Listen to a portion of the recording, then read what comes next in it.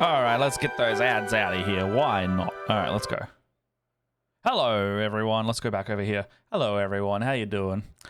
Oh, I figured because I was silly, and while I was silly, and also thought I was going to be at a market for at least a couple hours, then I wasn't going there because the month was wrong.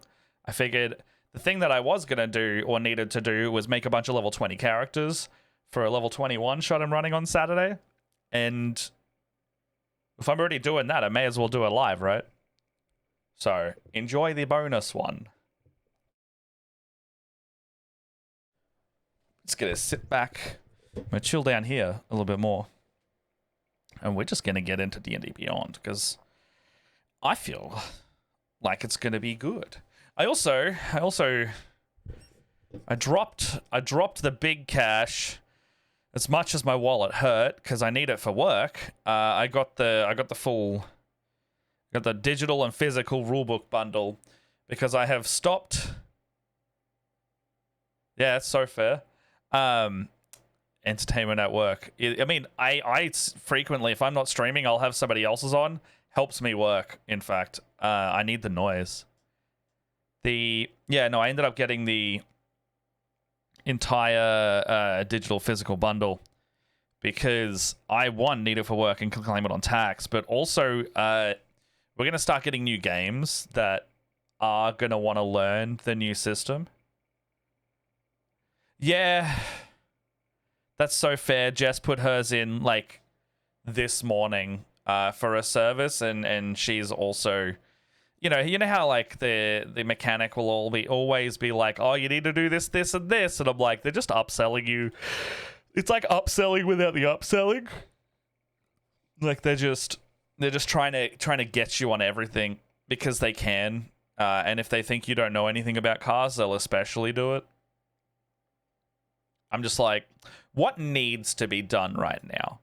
Because if it doesn't need to be done within the next month, and you tell me that, I'm not going to do it. Because 1 month in their words is easily 6 months in yours. Minimum. And like, they were like, so they didn't try to upsell me. They tried to upsell Jess. They're like, oh, you need your wiper blades. One of your globes is out in your headlights. One of your brake lights is out. You need to change these filters in these two things. And I'm like... So everything that's like small replaceables they're trying to get you on. She's like, yeah. I'm like, the only thing I would agree with on there is like your brakes need doing, and that's like $300. And I'm like, look, depends how, like, if you feel like you're stopping slower than normal or like takes more of a press, then yeah, brakes. Other than that, it's like, well, oh, more crafting rules. All right, hold on. I'm going to go over here for a sec. Yes, SpongeBob, we like your dance. Small replaceables you can also do easily yourself. Yeah, I don't know if we will do it ourselves, just because it's like one of those tasks that will get put off forever and ever. 10 species in there. How to get it 6 weeks early at Gen Con. That's interesting. Yeah, more or less the... Oh, sorry. More or less the all the stuff you don't need to, but I just don't think we will. I think they can give you... So they should be able to give you a defect notice, and if you don't fix it within the defect notice period, usually it means that you get a fine for that afterwards if they get you again. However, I know that was the case in Queensland. I think they just need to warn you for stuff like that. In New South Wales, it might be different, but my experience here in Queensland might be that one. I did just notice these. I'm going to read some of these articles as well. We've got the new species in the player's handbook. We've got the origin and background feats in the handbook, and I haven't checked out the crafting rules yet. I haven't seen any of that. There's also wild magic sorcery. Let's have a look at that as well. What else have we got? It'll just be all D&D Beyond flavored things today. Crafting. Oh, Bard versus 2014 Bard. College of Dance Bard. That's cool. Cleric versus Cleric. That seems pretty good. I've already read the Monk one out on stream. One Headlight be 226 and a demerit. Jesus, they're really getting you guys, hey? Okay, let's just start this Bard one. Okay, so... New Bard. Bardic Inspiration. You have for an hour instead of 10 minutes. That's fantastic. Can be rolled after a creature fails any d20 test, which is great. Oh, after you fail. Okay. So you are now able to use it after you find out the result. Okay. And then you can do it who can see you is a good one too. So silence spells won't get in your way anymore. That's actually pretty handy. Granted at level 2 instead of 3. No Song of Rest. Okay.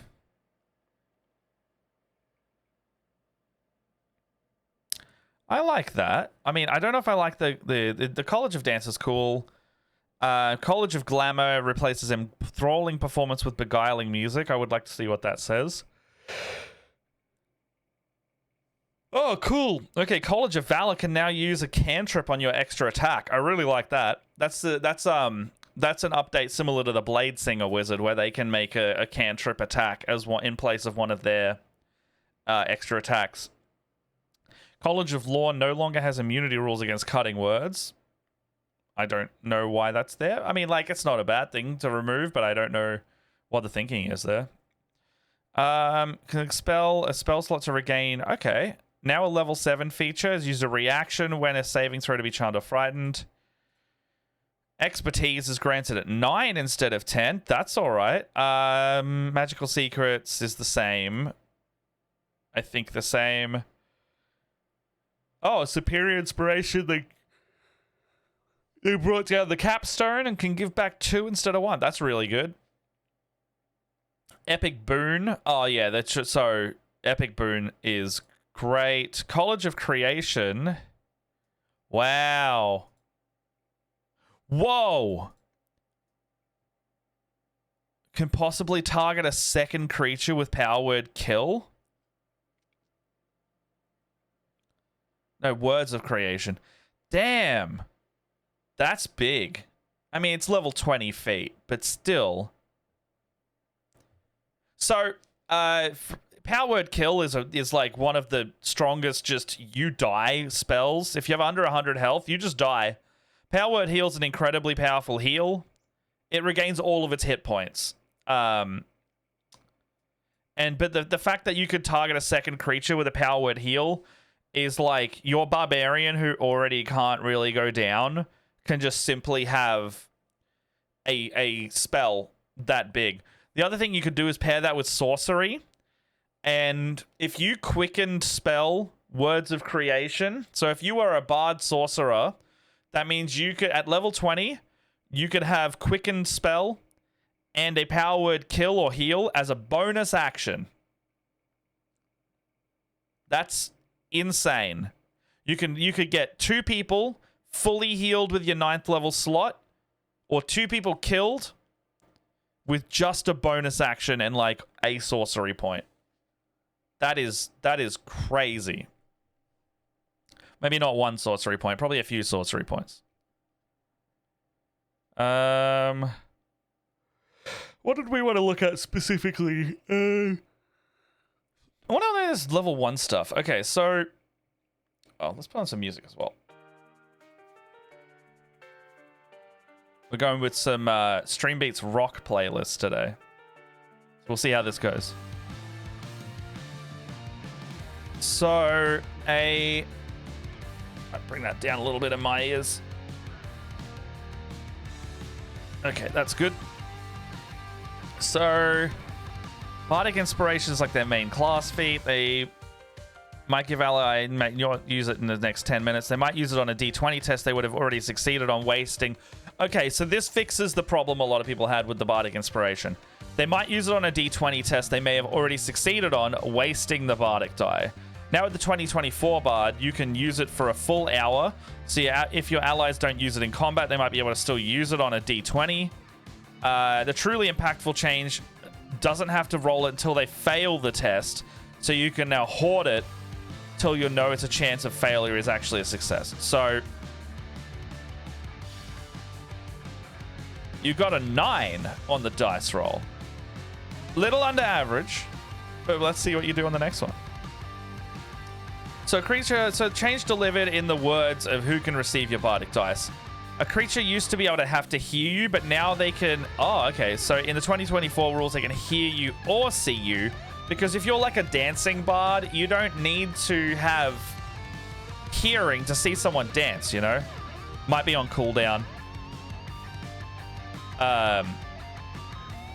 What have I got here? Yeah, the class used to feel like it was largely for musicians with other type of performers waiting in the wings, but this shift in the language should allow you to follow your own bardic inspirations even if they can't carry a tune.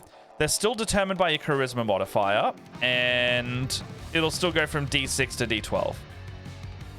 You have rolled a cooldown, it seems. I don't remember where I've coded that one in, so I might have to do that after stream to adjust that time. Okay, so...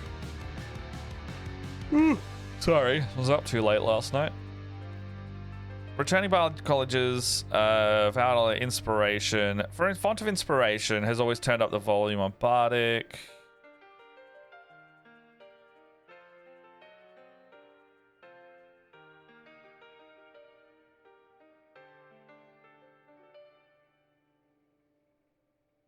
Yeah, that's fair enough. Yeah, I don't mind it when we call for it, actually, but...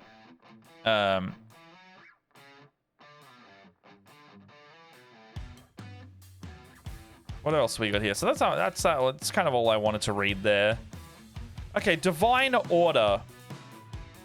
That seems pretty new. Select one of 2 sacred roles. Protector grants proficiency in martial weapons and heavy armor. Awesome. Thaumaturge, gain an extra cantrip and add wisdom modifier to arcana or religion checks. That's pretty good, because that means if you're on a religion check, you're adding double wisdom. Very, very good there. Channel Divinity adds Divine Spark, another way for the cleric to use to channel Divinity when not fighting undead. I think that's what's needed, because they're really spec'd for fiends and devils right now, and they can, you know, not every campaign has that. Selected at level 3 instead of level 1 with the subclasses. Yeah, that's fair. It should be with the subclasses. Life Domain Aid is in there. That makes sense. Yeah. So it would be scaling off your wisdom modifier. So if you're able to start level 1 with 20 wisdom by any means, you would have plus 10 on that check. Plus proficiency if you're proficient. So you could start off the gate with a religion plus 12. Aid has been added to your domain spells. See Invisibility. That's pretty good for light domain because you're magical. New abilities have been added to your Invoke Duplicity double. War Domain. Your channel of enemy can be used to cast Shield of Faith, a spiritual weapon, without using a spell slot or requiring concentration. That's fucking great. That is a good ability for War Cleric. Previous level 1 and 2 subclasses are accessed at level 3. That makes sense, because you should get your everyone should get their subclass at level 3. It makes it less confusing. Seer Undead. Replaces Destroy Undead. Deals radiant damage to every undead, regardless of CR, that fails your saving throw. I think that's a good change here, because that used to be really good against low-level enemies, but the second that you pass level 5 or 6, you're no longer fighting undead that are that weak. They just don't matter. And so why would you use a Channel Divinity on that? Blessed Strikes. Oh, you choose one now. Ooh, that's pretty good. Okay, so Divine Strike is you bonus radiant or necrotic when you hit a creature with attack roll. That's good. Or you add your wisdom modifier to cleric cantrips. That'd mean your cleric cantrips like Sacred Flame would be fantastic. Third level Forge Cleric a few years ago makes me want to go back and mess around with the Cleric again. I love Clerics. I think Clerics are one of my... it's like one of my... I don't know if it's my favorite, but it's a go-to class. Also, hello, Tom. How you doing?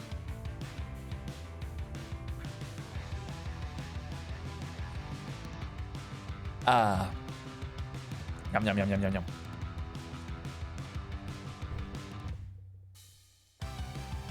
Also, if you haven't tried it, give the zero sugar creaming soda a go. It's really, really nice. Okay, so what else we got here?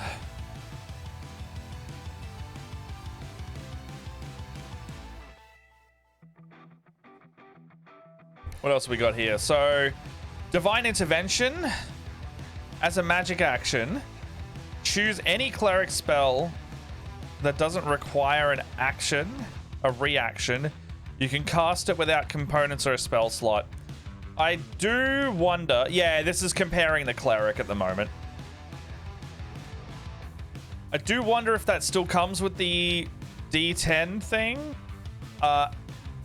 Restores after a long rest. That's pretty good. So once a day, you get a free 5th level or lower spell. That's pretty good.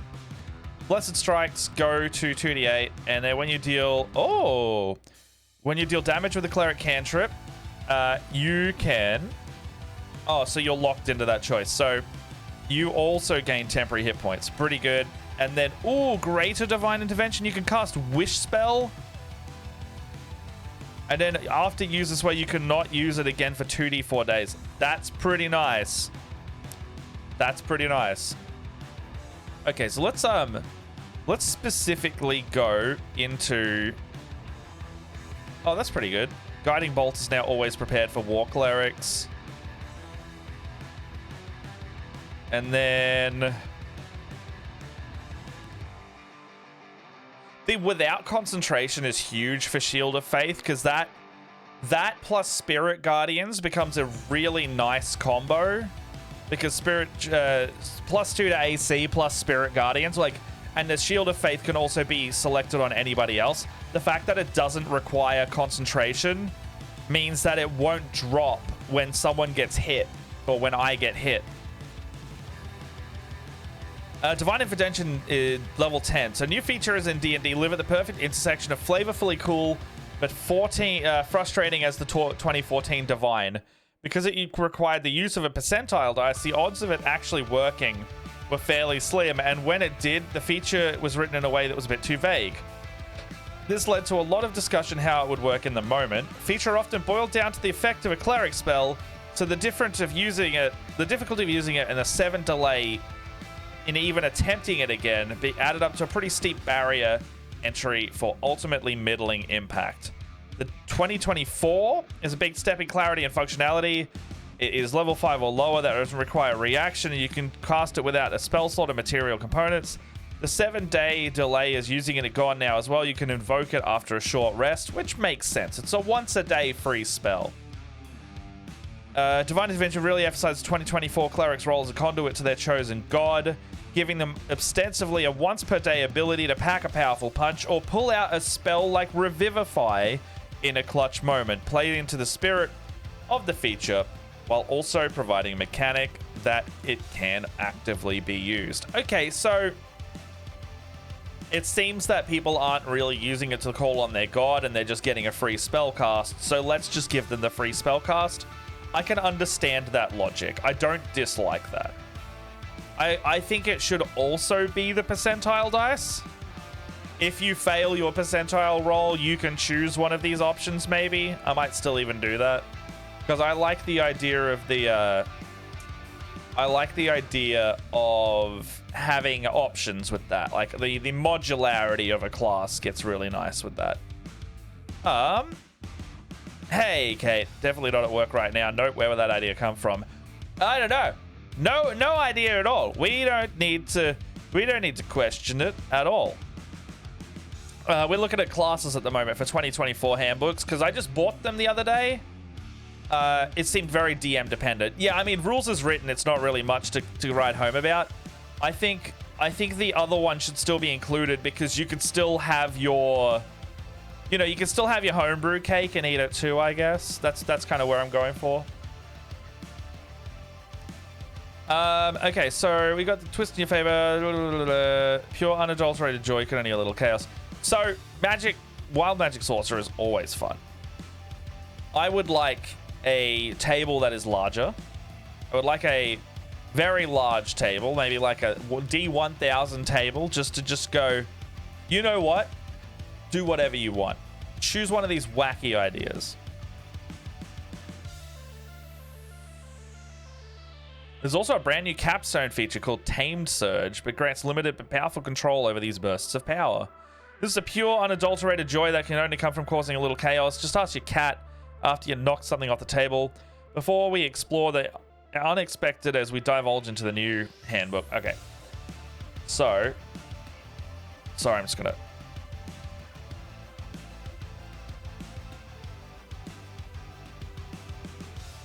Allergies aren't as bad today, but still not great. Sorcerer class embraces the odder side of magic twists and turns. If you want to lean into further and add a who knows where it came from and who knows what it'll do to your sorcery, that's wild magic, baby. The wild magic sorcerer is well suited to players who enjoy unpredictability and randomness. There's something tantalizing about knowing you have the perfect spell for a situation, but not knowing whether casting it or not will cause you to levitate. I've played in social scenes where I thought this was extremely clever by subtle enchantment spell only to sprout a beard of feathers. Though they manifest at inopportune times, these surges can often be helpful, allowing you to teleport, regain hit points, or cast defensive spells like Mirror Image on yourself. Wild magic can also be used to twist your fate in your favor, like Tides of Chaos, Bend Luck, and the new Tamed Surge. In the 2024 handbook, Bend Luck is easier to use, Tides of Chaos is more rewarding, and Tamed Surge ensures you can experience your favorite parts of the updated Wild Magic Surge table. Oh, updated Surge table. I like that. The Wild Magic Sorcerer is a chaotic, unpredictable spellcaster imbued with the raw, uncontrolled power of the cosmos. While wizards studied, the warlocks negotiated their pacts, and the bards spun performance into magic. Well, what were you doing? The wild magic can come from anywhere. Did you drink from a Fae stream? Did you visit Limbo in your dreams and wake up with chaos in your blood? So, what kind of wild magic sorcerer are you? The whims are at your chance, or are you the master of your own fate? All classes in the handbook now receive at level 3. That's what we were just saying before. I think that's a great change. Each class, the subclasses features have been moved, now receive the new abilities at earlier levels. Okay, that's a good change and a balance. You can't Wild Magic Surge at level 1 anymore, but you will be able to use their Innate Sorcery feature. Okay, well that's pretty good. So Innate Sorcery, magic is in your blood. You can use a bonus action to Surge. Your DC goes up by 1, you have advantage at attack rolls, and you can use it twice per rest. That's pretty good.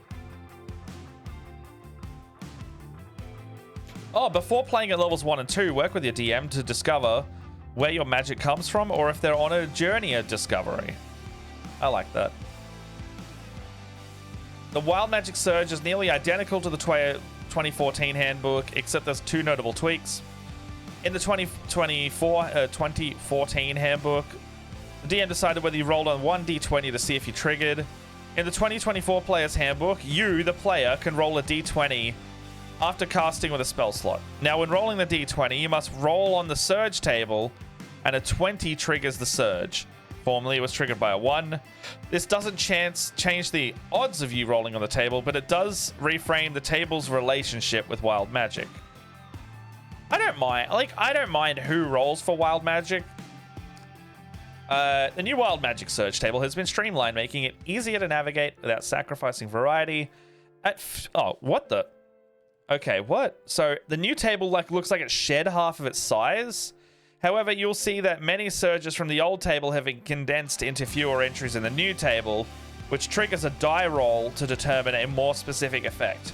This new table takes up less space on the page, but contains practically the same possible effects as the old table, 49 versus 50. Why do you do this? Well, prior table, there was an 18% chance that wild magic could cause you to cast a spell, 6% chance that the creatures were summoned in your immediate vicinity, and 12% chance as a harmless but obvious effect like blue skin or illusory butterflies that follow you around. The new table with individual cast a spell or goofy visible effect entries is balanced so each unique flavor of Wild Magic Surge has an equal chance of occurring. I don't mind that. I don't mind that, because like the 12% chance of an obvious effect versus an 18% chance of it's just a spell, I don't mind that. Tides of Chaos also changed a fair bit. So Tides of Chaos allows you to grant advantage on a d20 test of your choice. The feature is now less dependent on your DM's memory and discretion. The 2024 handbook, after casting a spell after spending Tides of Chaos, automatically triggers a magic surge and recharges the use of this ability. I like that. I like guaranteeing a surge, because surges are just fun. And a lot of people just homebrew Surge Me Daddy anyway every time you cast a spell, which as a DM I'll always take that option. Okay, personally I'm grateful for the switch. The previous structure took the fact that a player is most likely to remember, did sorcerers use Tides of Chaos recently, and made it the DM's responsibility every time the sorcerer casts a spell. The DM has enough going on. The new arrangement is much easier. Yeah, I like that. Tamed Surge is the other one that we wanted to watch. Tamed Surge is an entirely new feature, replacing Spell Bombardment. With Tamed Surge, you can choose to trigger a Wild Magic Surge effect of your choice. Nice. Once per day. If you choose an effect that requires a dice roll, you must roll it as normal. If you wanted a free fireball, you would also be risking casting a Grease or Levitate instead. I like this because it preserves the degree of some chaos, even at higher levels. If you find yourself with low health and surrounded by enemies, triggering a Wild Magic Surge when you cast Shield, and the surge effect that damages nearby enemies and heals you the same amount of damage they take. If you need to escape an ambush, choose the surge effect that grants you 3 allies the invisible condition, or choose the effect that instantly allows you to teleport 60 feet. Yeah, okay.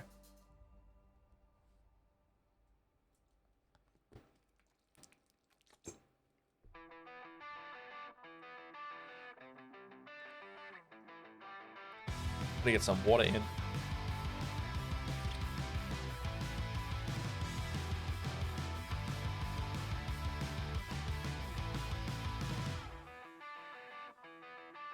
Okay, so let's see the crafting rules. So I haven't read any of this yet. Okay, dig deep in a bag of holding and pull out the tangled bundle of vials, pouches, and pliers. Okay, so let's go down here. That's an ad. Ooh. Ooh, I've even had coffee today and I'm waning. Every party adventure knows the tools half the battle when you create a character using the handbook. Yeah, like, I think this is legit crafting. You enter your back abilities. Your handy adventures should turn to chapter 6 in equipment and cast their gaze upon the tools section. There's a world of potential waiting for you there. New rules for crafting found in the 2024 handbook includes any character with proficiency or tool to craft items from that tool's crafting list. You can brew potions of healing on the fly with the herbalism kit, or sew yourself a dragon costume with your disguise kit. Crafting a non-magical item requires you to collect the material worth half the cost of purchasing it rounded down. For example, you'll need 25 gold of raw materials to make Alchemist Fire, which is normally 50. And unlike crafting downtime in the 2014, you'll make progress towards completing a non-magical item in increments of 10 gold per day instead of 5. Plate armor will now take you 150 instead of 300. Or 75 days with the help of a friend. Not fast enough? Take a look at the Crafter Origin feat. You'll pick up proficiency with artisan's tools and the ability to create useful items like torches, ropes, nets, and grappling hooks overnight. Also, Capitalism hack. Non-magical items you buy are 20% off. That's pretty sweet. I wish knowing how to weave a basket offered you that perk in real life. That's pretty nice. How can you use your tools? Xanathar's guide expanded on potential rules of tools. by suggesting how they can assist you with a specific ability like investigation for cobblers. Optional rules also came with suggested DCs for activities. 2024 handbook inspires DMs to use tools more frequently with a streamlined set of suggestions. Tools are now tied to one ability score when you make an ability check with that tool, so you'll add your proficiency bonus if you're proficient with that tool. And my dearest rogues who keep their well-worn set of thieves' tools close at hand, locked doors and trap chests are no match for you. The new rules on proficiency grant you advantage on ability checks that use both a skill and a tool you're proficient with. That is awesome. You'll need proficiency with a tool to craft an item on the list, but you don't need proficiency for an ability check. Each tool includes... Okay, let me just read that again. You'll need proficiency with a tool to craft the item on its list, but you don't need proficiency to use for an ability check. Each tool includes a list of things. Okay. Okay, so to use it in a lockpick, you don't need proficiency, which is a good change, because rogues, rules is written. Only the rogues or sleight of hand users can really, or like the thieves tool users can do that. You just won't get the bonus, I suppose. You'll need proficiency with a tool to... Oh, I've already read that. Each tool list includes a thing people can use it when you use the utilize action, along with a DC for that action. Chisel a peephole into the secret room with your mason's tools. Dissuade pursuing bandits by setting fire to the bridge behind you with your alchemist supplies. I like that. Creative ways to use tools in your build. Turn your caster into a scroll crafter. Hey, that's pretty good. I got a little message for all my wizard mains. The first step to creating a magical infinite library of scrolls you've all gened off will only cost 10 gold. And no, I'm not trying to sell you a cursed tome.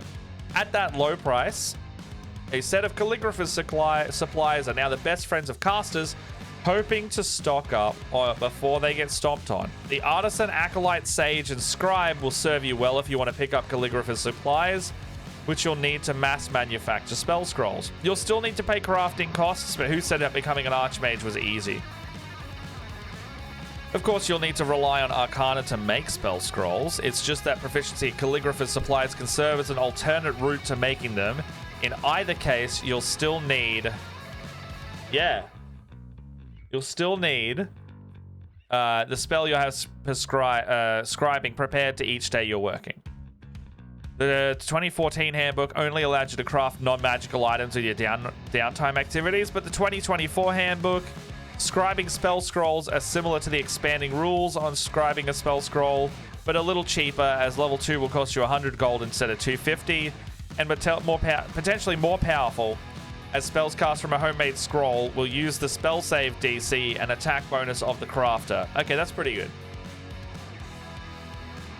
Possession of the calligrapher's supplies also allows you to craft ink, a popular component for spells like Illusory Script, Teleportation Circle, and the spell books you've spent copying spells into. One little bottle holds enough for 5 books. Rangers and sorcerers can make especially good use of these tools to churn out spell scrolls for the party wizard, helping them learn spells that overlap with their class list. I suggest Alarm, Arcane Vigor, Banishment, Spell Magic, and Summon Elemental. They're also useful for the party rogue. In the 2024 handbook, the Thief Rogue can cast spells scrolls from the use item feature. So, paint supplies aren't just for the artists.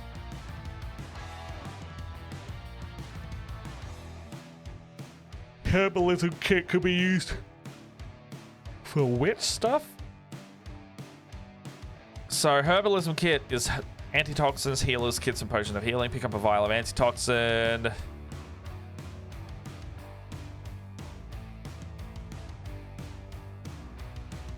Okay. Consuming a potion took healing as was an action. Now it's a bonus action. Fans of Baldur's Gate 3 rejoice. You may not be able to do a lob of healing at downed enemies, but you can still spend a bonus action administering that sweet red elixir to a friend. Oh, good. Feeding it to someone else is now a bonus action. Become a portable army with Smith's tools.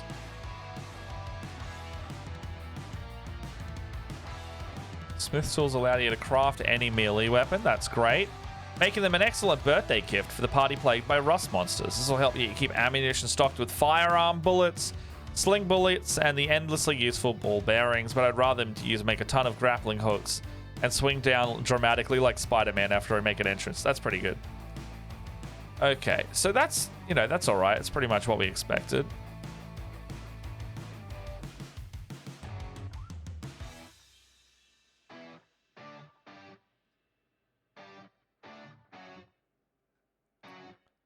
Your background is a collection of those. 5 ability score, 5 aspects. Each of the... sorry. The way you share Shame's DNA with the urchin.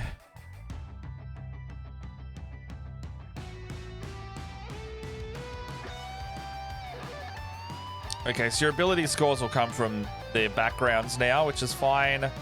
It has an origin trait, skill proficiency, equipment.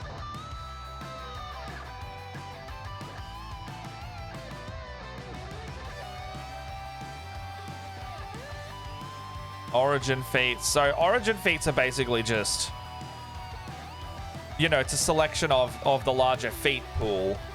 But now you can get them at level 1, I think, from your background, but it's customizable by the look of it. Choosing a background for your character.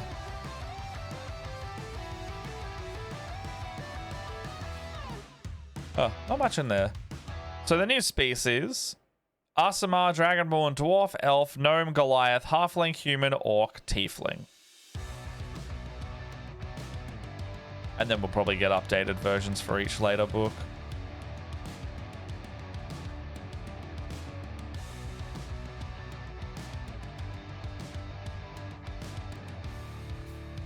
Okay, so I might crack into the characters. Oh, actually, hold on. I need to create over here. You're gonna see my mess of these sheets. Okay, let's go in here. Because I need to... Hold on, where's my email? I need to basically check this email for the requests that I've got. So we're gonna make some characters. Create unassigned. Oh, no, hold on. No pre-mades. No pre-mades. Just unassigned character. Okay.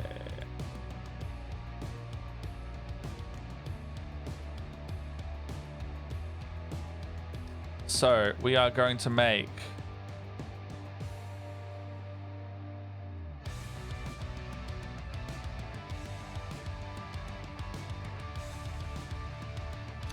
okay, so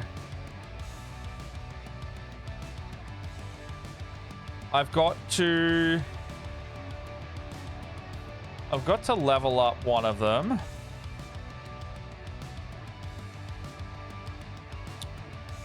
Deactivated. Where's their old ones? Maybe it's not in this campaign.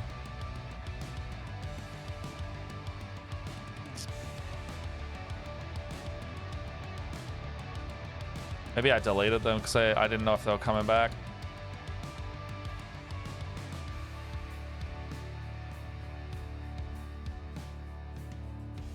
Oh, I can see Cymbalta.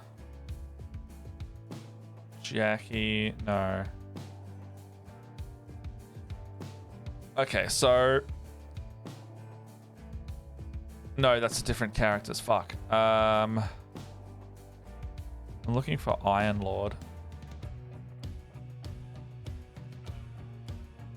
Might be this one, actually.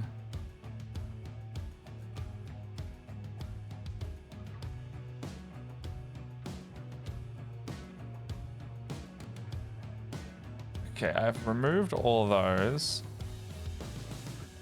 Cadia of Laviva. Oh, here we go. Here we go. All right, so we've got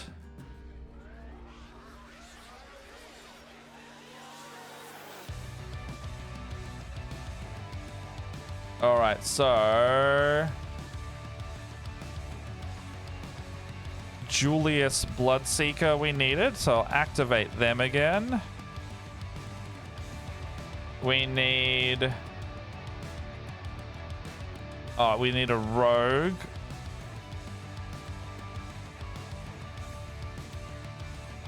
Okay, so with the adventure we've got, which is end of time.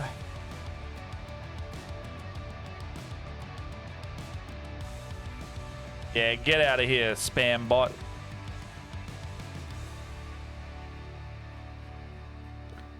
Have I already purchased this, is the question.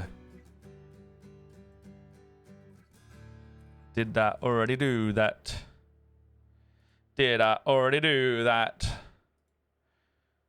Did I already do that? Okay, my library. Did I already buy that?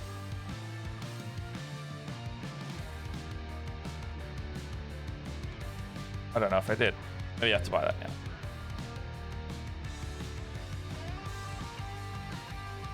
Oh yeah, raid time! Oh my Let's gosh. party! Woo! Phoenix!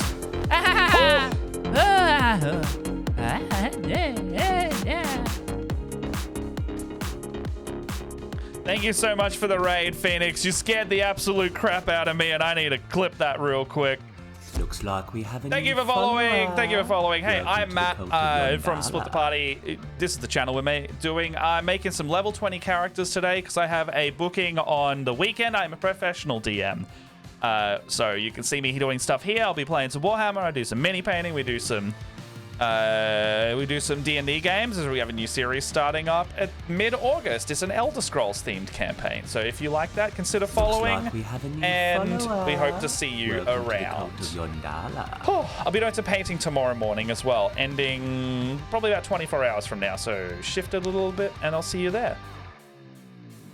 The Maharishi, thank you for following. Tyrion Strongjaw, thank you for following. John, I hope you're well.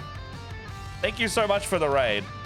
I'm just trying to find, right now, I'm trying to find this adventure that I'm supposed to be running, but I think I forgot to buy it, so I actually need to go and do that very quickly. Hope you're well. How you doing? How you doing? What were you streaming? Were you doing that new campaign, the Humblewood one? Rishi.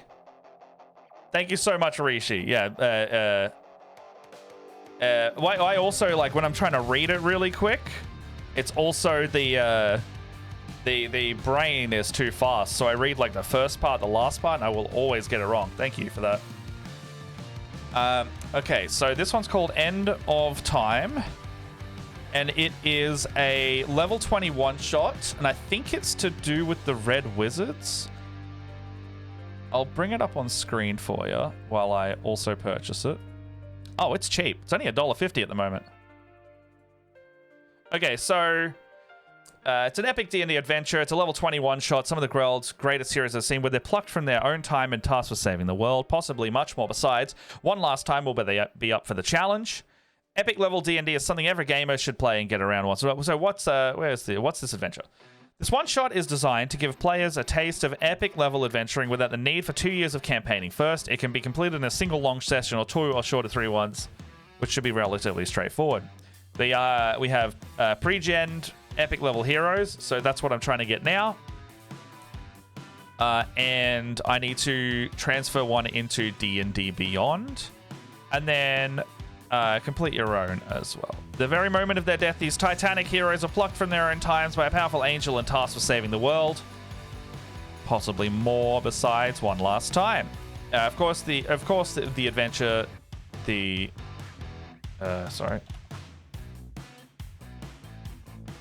over the course of the adventure, the party will encounter all manner of powerful creatures far beyond the reach of regular adventures and face tasks that would leave even the stout-hearted heroes dumbstruck. So sit down and grab some dice. It's going to be a long night. All right, well, that sounds really fun. I can't wait to run it, and I'll be prepping it today. So what we're going to do is I'm going to take as many of their Tomb of Annihilation characters John, this is from my ex Tomb of Annihilation party, by the way. The group came back a few months later and was basically like, yo, we would like to do another one-shot, but we have kids now, so we can't really do another long campaign. Let's just do one-shots every now and then. So I'm looking forward to that. Omnibus, Rubus, one-shots. End of time.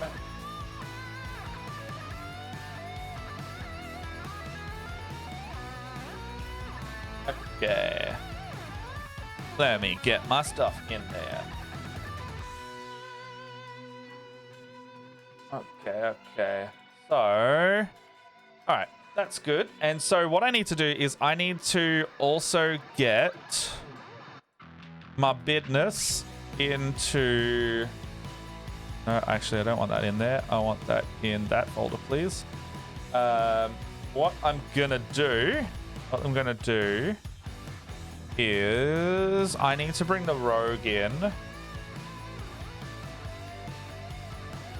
Oh, printer friendly. I need this.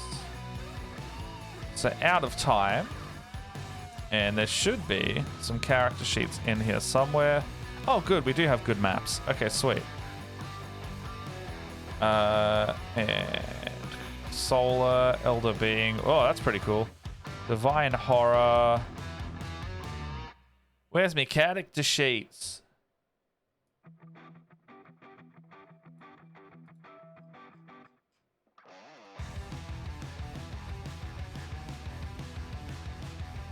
Okay, maybe I'll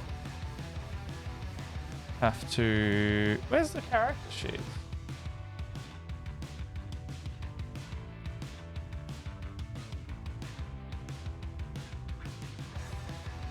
Okay, so...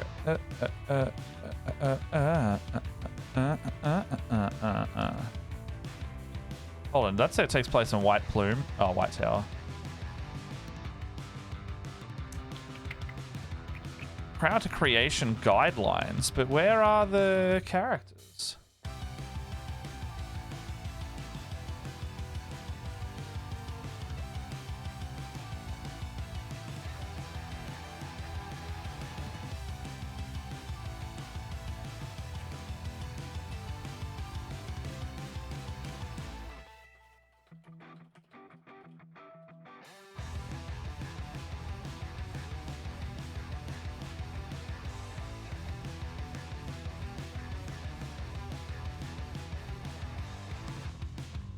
Okay, unless I'm just not looking hard enough. I don't know if I have these sheets.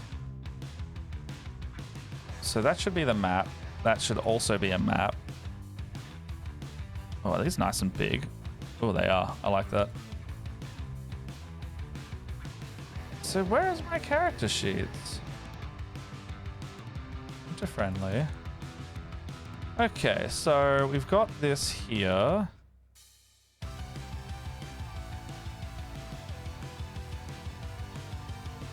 What do I remember?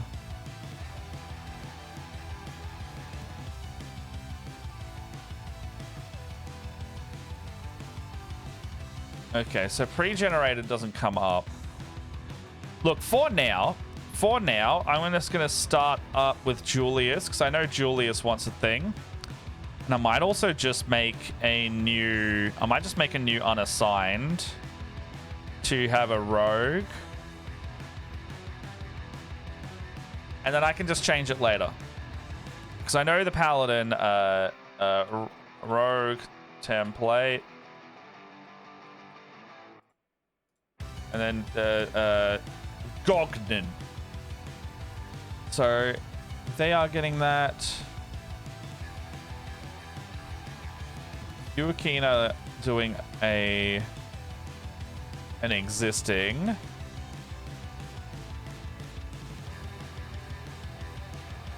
Okay, someone also...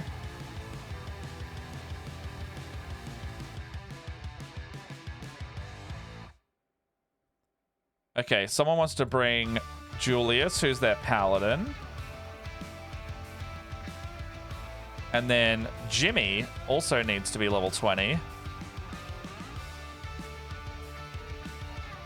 And then we also need to have... So we've got Jimmy, who is the barbarian. So Jimmy the Ruthless is coming back. We've got a level 20 fighter that needs to be created.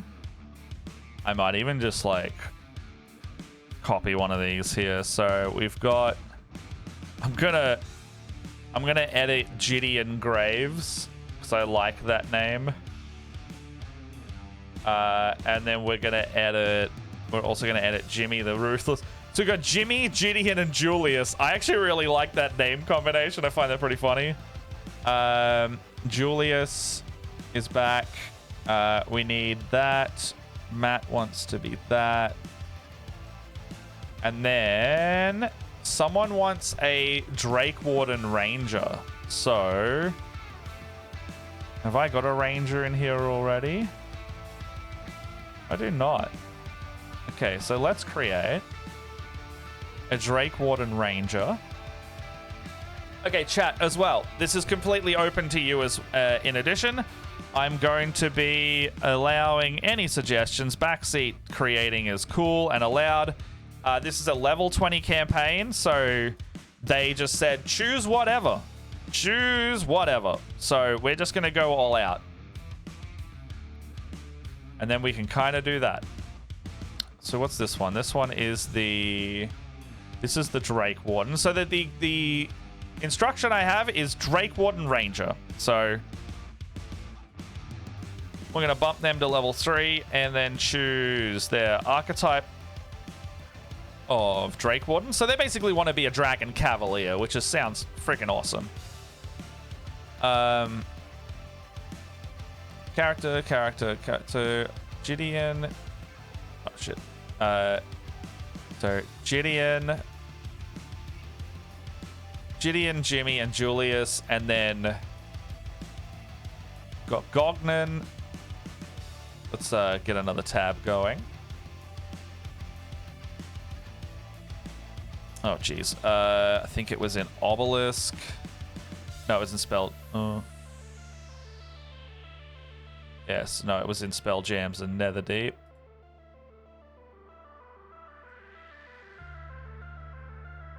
Or maybe it wasn't. Maybe I'm just wrong. Okay. Is it in Theros? It's in Theros. Okay, so I really got to name my my campaigns better. It's because I have to dump a bunch of them in one place. Okay, so from here, we're going to... So is there a rogue anywhere in here? What else we got down here? We got Ulamar. We got... Okay, Zoroth Nightstead. Congrats, buddy. You are getting a promotion. Okay, so Zoroth, you're becoming a level 20 character builder. Jimmy, you are becoming a level 20. Julius, congrats, buddy. You are no longer dead at level 2. You're going to be a level 20. I also have one more request to make basically Groot an I am Groot type character, just in case someone dies, based on a character from Tomb of Annihilation called Weed. So I'm also going to be doing that. All right, customize origin. This is where it's simply going to be called Weed.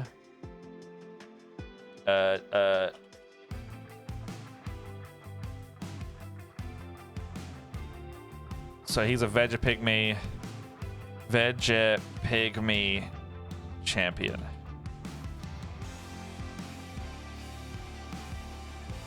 Okay, so their race is gonna be... Okay, so they're basically a plant person. And they're small sized, so there's actually not really any plant people races that I can remember.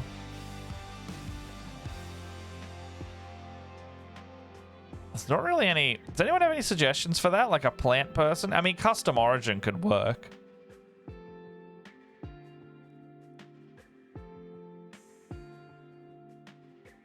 Furbolg, maybe?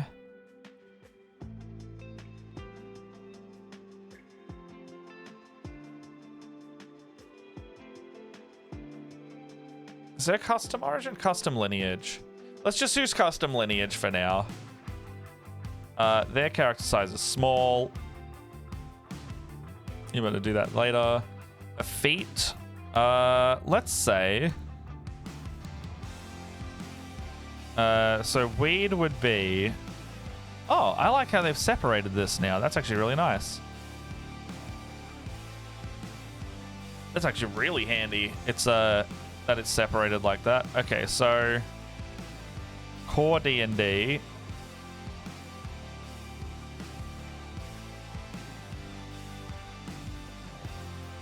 I think at this point, Weed would be an inspiring leader because he survived so long, and his variable trait will be proficiency in survival because he is basically Plant Rambo.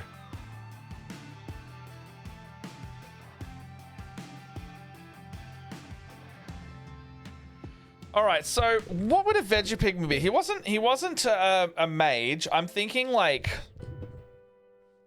because all he did was basically run in and shoot people with things. So I'm thinking martial, maybe rogue, fighter, barbarian. I'm thinking barbarian or fighter. Fighter sounds like the most apt. So what do we got here? All right. If anyone has any suggestions, by the way, let me know. I'm simply just going to be creating this otherwise. And we need to do 1, 2, 3, 4, 5, 6 of these. And I'm pretty much just going all the way up to 20 for all of them. We're talking feats. We're talking equipment. I've given them a very generous equipment budget. Everybody gets a legendary item. A legendary, a very rare, a rare, 3 uncommons, and 50,000 extra gold. Because at level 20, you're demigods. Like, you should be wrecking shop, in short. Okay, let me, while I'm looking at this, we've got a fighter, we've got a rogue, we've got, oh, is Gognan a rogue? No, Gognan is the, he the Drake Warden? Got a Drake Warden, we got a barbarian. They don't have any, oh, they don't have any magic.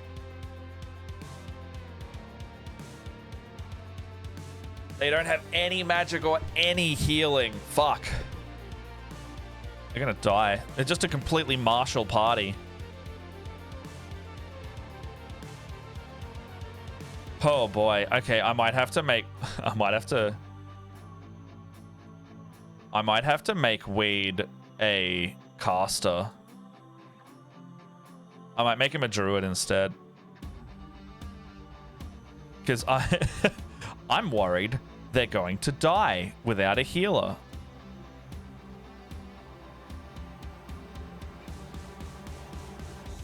All right. So, Druid Circle. Oh, what's Circle of the Blighted? Oh, no, he's for sure a Spore Druid. Because he is made of plants and fungus, you know? He is made of plants and fungus.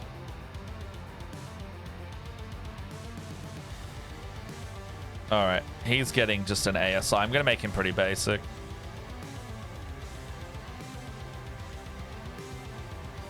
He's going to have standard.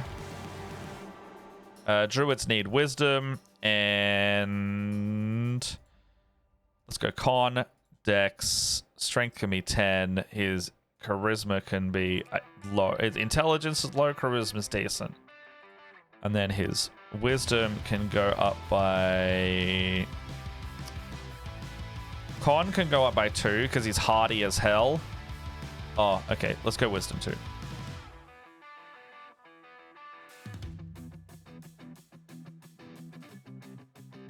Okay, so nature and insight. Oh, let's go medicine. Medicine will work well in his favor there. Optional features. Let's check on all this stuff. It's got a lot of stuff at level 1. So the Spore Druid's more of like your, instead of wild shaping, you can just do like buffing and debuffing effects. So you can surround yourself with necrotic spores. You yourself can turn into spores.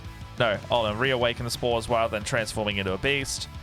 When you deal your hail of spores damage, your melee weapon does extra damage there. So it's like more or less a built-in kind of defense network, and that's kind of what Weed is. He's not a druid that transforms. He's a fighter type druid. So I'm gonna just get his wisdom to 20 there, and let's bump his dex up to 14. That's what it should be right now, yeah. So 10, 14, 14, 8, 20, 12. Yeah, sweet. Fungal infestation. What's this do? Medium spores gain the ability to animate a corpse. Okay, so think of like Baldur's Gate with Glut or Gut or whatever his name was.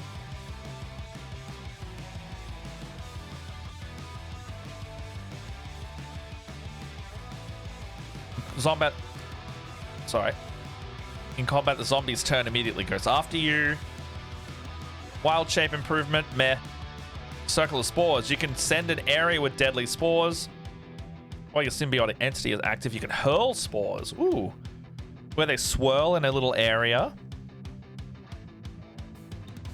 Oh, and it's like a ranged halo of spores now. Awesome. Okay. And you can't use your Halo of Spores reaction. So Halo of Spores reaction. Oh, okay, that makes sense. Because you've thrown it away. Alright, let's get them the... I'm just going to take Healer, because I'm worried they're going to die. So as an action, they can use a Healer's Kit to restore more health. And when you stabilize them, they gain 1 hit point. So we don't have to go like stabilize, heal. They'll just fully heal. Fungal body. They can't be blinded, deafened, frightened, poisoned, and any crit hit is a normal hit. Ooh, that's good against my rolling. Okay, do we want to bump any scores higher again? Oh. Okay, dexterity 14. So... Alright, so let's see what the feats can get us right now. I'm thinking of just making him tough or like hard to kill.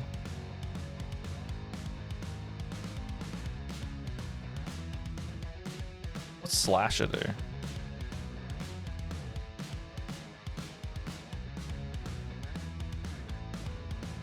Poisoner? Nah.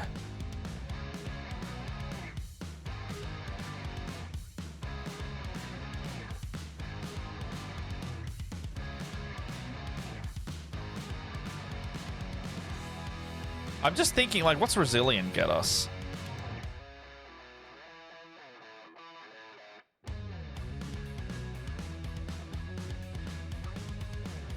Oh, we could get Heavy Armor Master.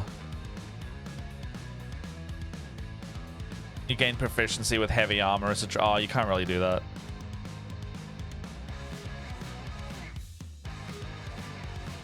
Okay, so maybe Savage Attacker could work. I actually really like the idea of a druid having Great Weapon Master. What proficiencies have you got?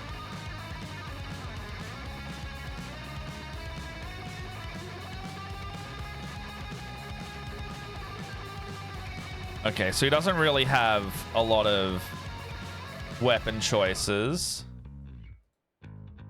Has he got Sling? Okay, his main weapon in Tomb of Annihilation was a sling and a spear, so maybe we'll stick with that. Where's Weed gone? Okay, so when you score a critical hit with a melee weapon over 0, melee with a heavy weapon. Okay, so I can't use heavy weapons with him. Maybe Martial Adept. Does that give us maneuvers? Yeah, maneuvers. All right, sweet. Okay, so tactical assessment. You can expend a superiority. Bait and switch.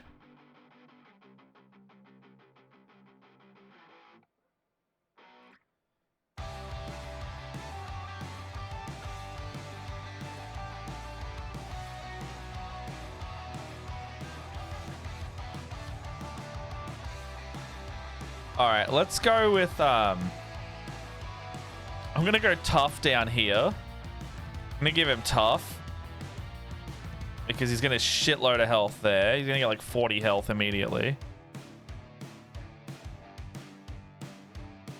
It's tough. Tough. All right, so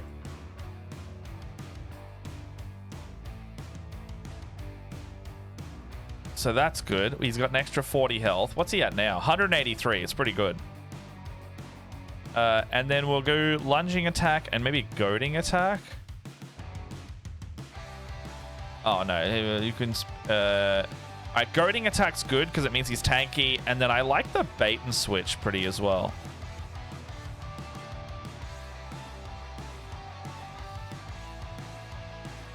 Yeah, bait and switch sounds fun as well. And he's an arch druid, so he can do a wild shape unlimited times, and then he can, as well as many material components, you gain this benefit in both your wild shape and beast shape. And then beast spells. You can cast any number of druid spells while you're in wild shape. Okay, sweet. So he's looking pretty good. What's his abilities looking like? Okay, so his description. He can speak with Sylvan. Sylvan is good. And his background is like...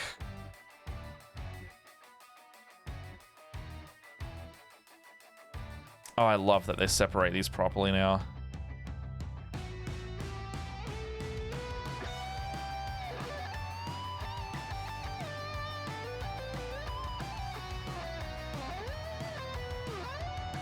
Oh god, what was he? He was an ancient city survivor.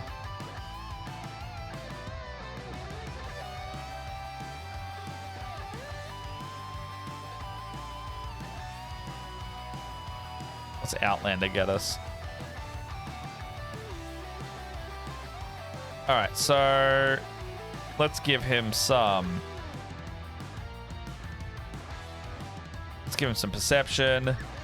Let's give him a pan flute, so that'll be fun. And then give him an extra language in Draconic, because he can talk with the kobolds of the city there. And then we've got class done, custom lineage is done. So that's all good. And then we're going to add some starting equipment. Does anyone have any suggestions for...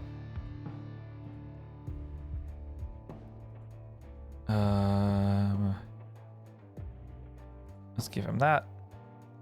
Does anyone have any suggestions for gear and spells for a druid? And we got 50,000 gold in addition to play with. So 50,000 gold. And we'll be using the Sane item prices guide somewhere.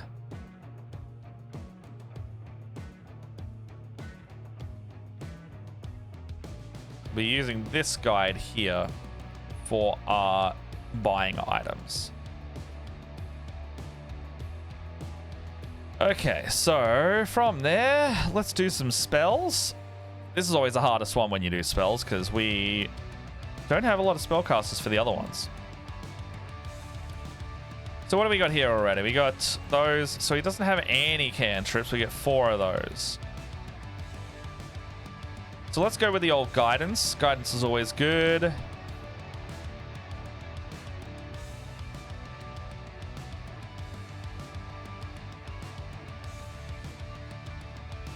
I like the idea. That we're pairing the...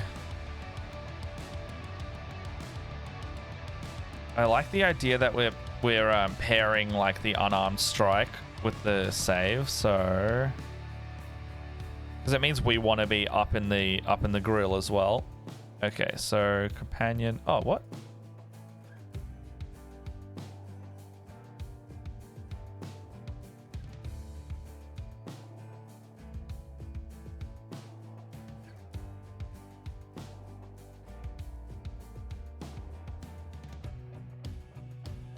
So fungal spreading spores, is that the one? Alright, so maybe we can't do that. But maybe we won't take Primal Savagery because it might just get overshadowed by other things. However,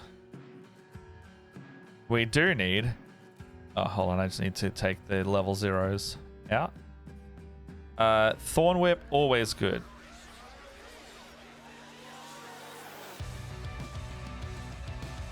I think...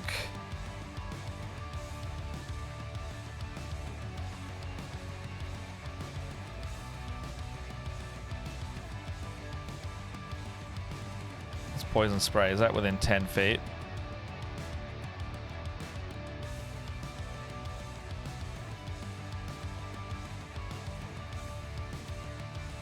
What else we got here? Create bonfire might be good.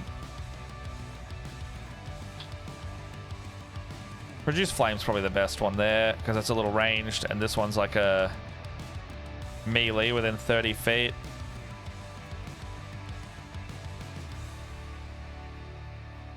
And then produce shape water could be handy there. So 25 spells to choose here. All right, we're going to take that and that, the 2 healing spells. We're going to take Purify Food and Drink and Speak with Animals because these are... Because he's basically a survivalist. We're going to take Entangle as well. How many is that? 1, 2, 3, 4, 5. Let's take 1 damaging spell in... Let's take 1 damaging spell in Thunderwave because he's going to be up close fighter anyway. All right, 2nd level. How many have I done? I've done 6 spells, so I've got 19 left. I think. Find Traps because he's traumatized of that. Healing Spirit, nah. Lesser Resto would be good. Moonbeam is fantastic. How many is that? 3. Wither and Bloom's a good damage and heal spell. So 1, 2, 3, 4. Let's move on to 3rd and see where we're at. Revivify, because they're going to be in trouble otherwise. Speak with Plants. That's a very weird thing to do. Okay, Flame Arrows, Feign Death.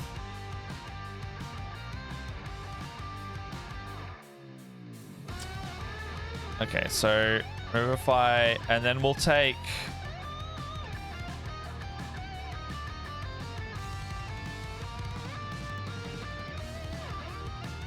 What are we going to take here? Plant Growth?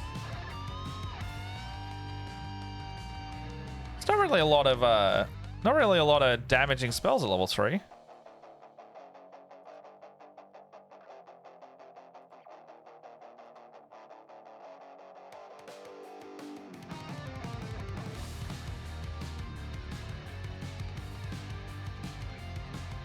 Let's take Water Walk just because we'll get a damaging spell at level 4 instead. Alright, so let's take Polymorph because he can use that on himself.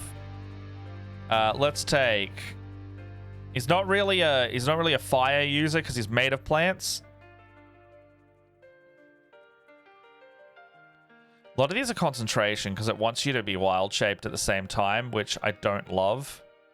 I wish druids, much like rangers, had less concentration stuff.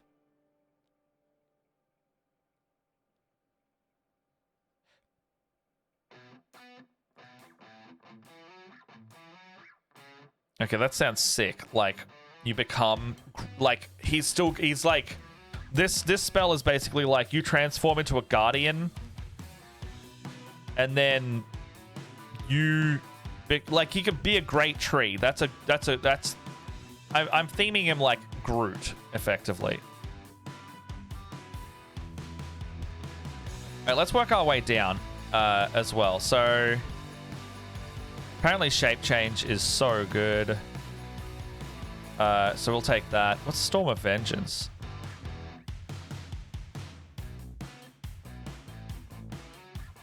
Oh my god, that's awesome.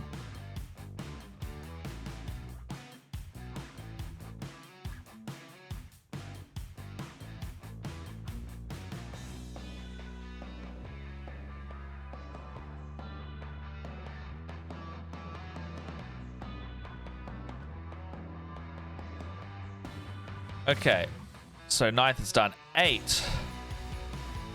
Tsunami, what is this? That's pretty good. Sunburst, like chlorophyll. Incendiary cloud.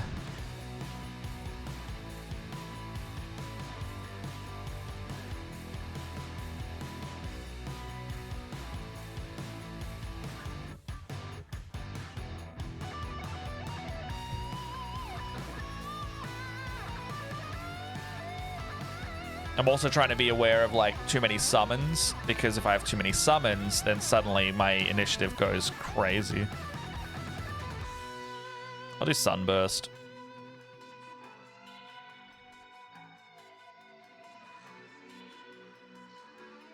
Oh, Regenerate. Amazing spell. Symbol.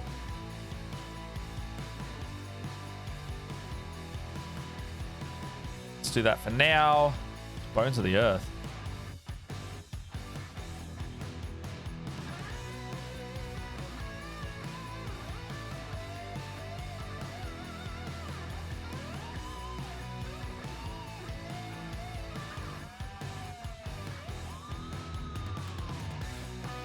Okay, Druid Grove.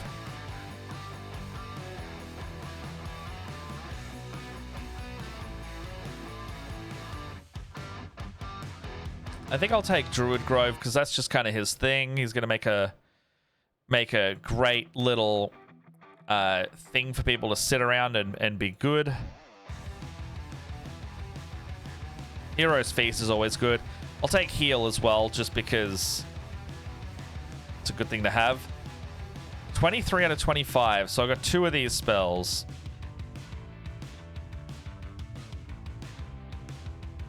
Mass Cure Wounds. And then I've already got Cloud Kill. Great Arresto. Alright, so that's all his spells. Let's look up 5e Druid here. Best magic items for druids in 5e 2024. Okay, so a Staff of Healing. What are you? Okay, so Ring of Animal Influence. I think a Staff of Healing is going to be pretty mandatory here, so I think we're going to go Staff of Healing.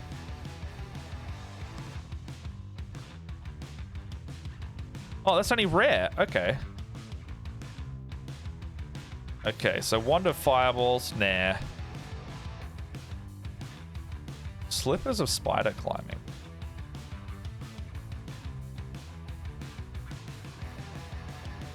Oh, uncommon? We're taking that.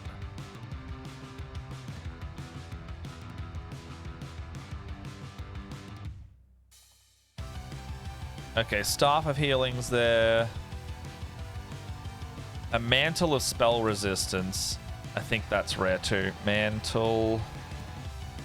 Yeah, so we could take one of those. Animated Shield. Animated Shield's very rare. That's pretty good though. Maybe I'll make what's a Pearl of Power? Maybe I'll make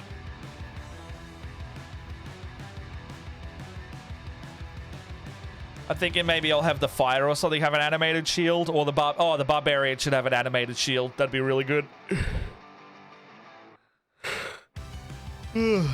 Barrier Tattoo. What is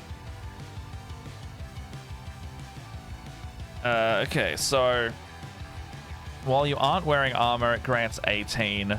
You can still use a shield. That's okay. Cauldron of Rebirth. Cauldron.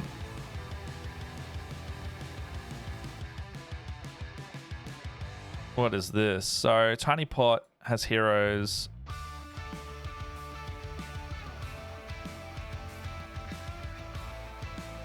Oh, it's a raised dead cauldron. Hide of the Feral Guardian.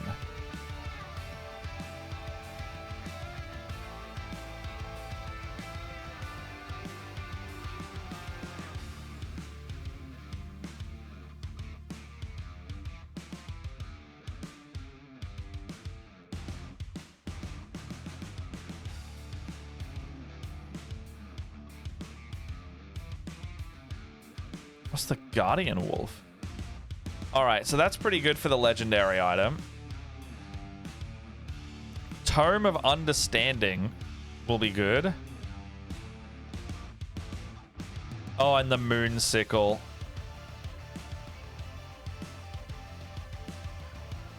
Yeah, the Moon Sickle is sick. Moon. Okay, the Moon Sickle +3 is only the... So it would take up our very rare slot. But the fact that it gives you +3 bonus to spell attack rolls and saving throw DCs means it's kind of nutty. The Feral Guardian, I could get Exalted there. It would be +3 armor as well. And you can be a Guardian Wolf. And the melee damage rolls when you're transformed are +1 to 3. I like that as well. Staff of the Woodlands is also amazing. Amulet of Health. Nah, that's a low level thing. Rod of Hellish Flames. Nah. Ring of Amity. Amity.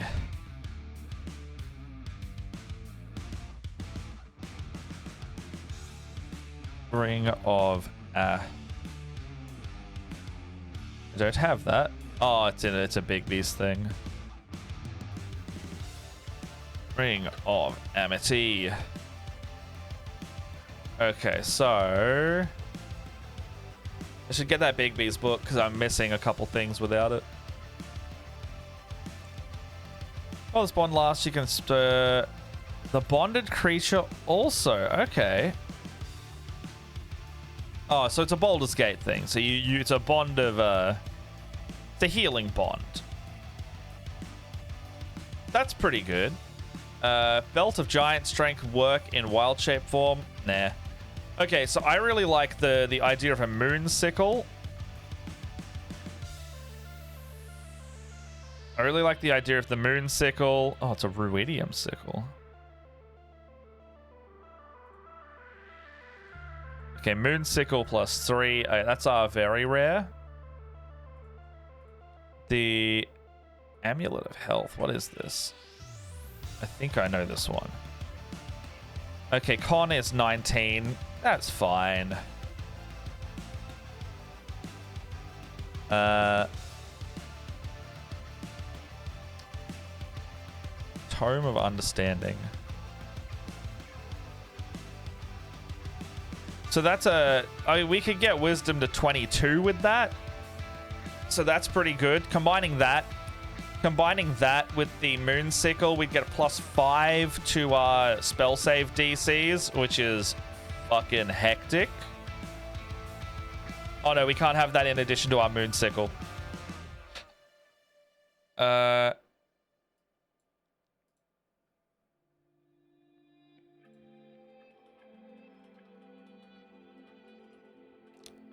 So...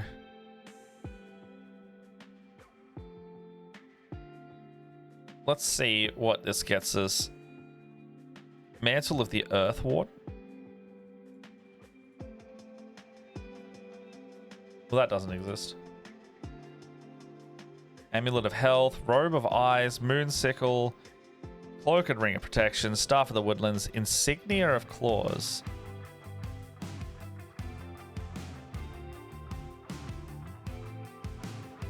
Oh, that's fine.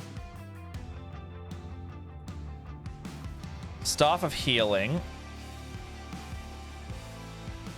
I think we should still go with the Staff of Healing. because the extra free spells is going to be good. So that means we've got our purple and our blue and one of our greens with periapts of health. We can't really have that anyway. So, Staff of the Woodlands, Cloak of Protection. Can we take a Cloak of Protection?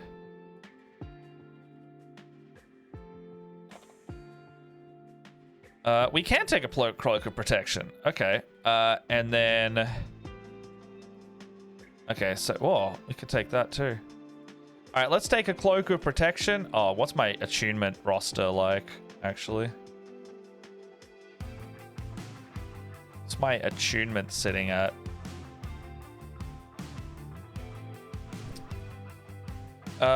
Inventory. How many attunements have I got? Okay. 1, 2, 3, 4. See, I have 4. Okay, so... Oof, ow, ow. The Moonsickle's going in. Because my spell DC is already now 22. Maybe we don't need that Tome of Clear Thought. It's already 22. Cloak of Protection. This is really only giving me 1 AC and saving throws. So let's get rid of that. Staff of Healing is going in. And the Slippers of Spider Climbing, like, we could get better than that.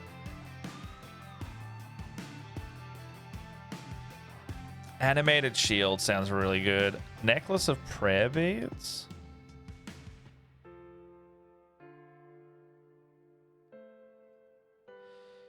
Staff of Healing, we've got that. Amulet of Health requires attunement.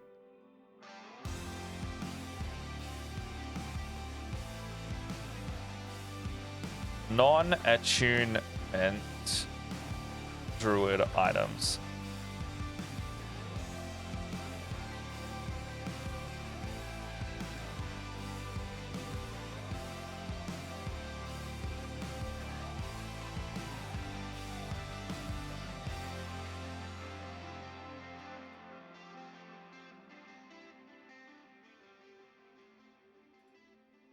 All right.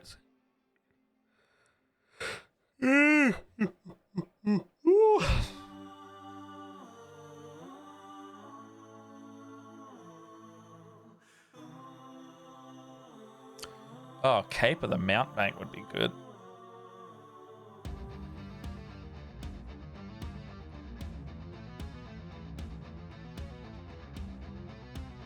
Okay, Cape of the Mountebank.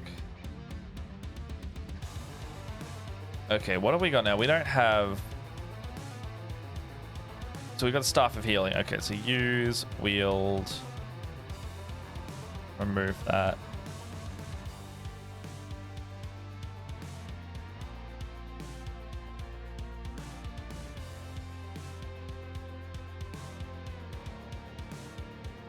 Okay, so I don't know if I want the Slippers of Spider Climb, hey.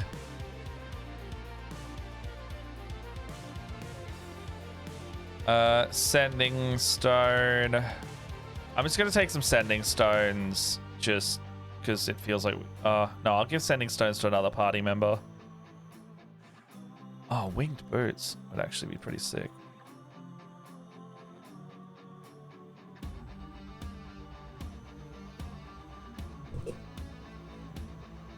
Winged Boots. Requires attunement.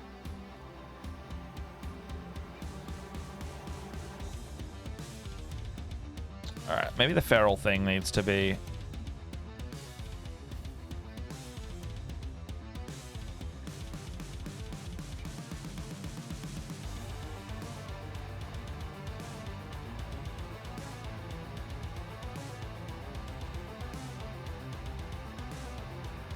Alright, so let's get that going.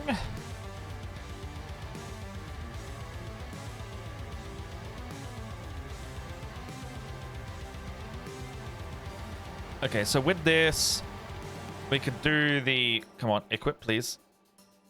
Leather down. Leather off? Studded leather. Oh, okay. Fair enough. Armor is so low here. But if I attune to this... Oh, okay, it'll be 17 now. Okay. So the Slippers of Spider Climbing are just useless for us. I've got a Moon Sickle, which is a magic weapon. I've got Staff of Healing. So our attunement slots are done. And I need to choose 3 uncommons.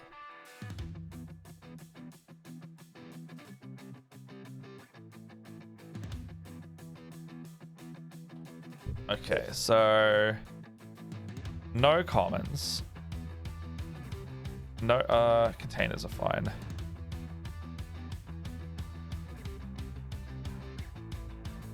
Staff, wand, ring, rod.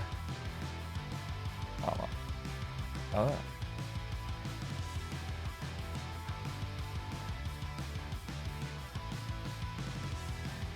Okay, well this doesn't work properly.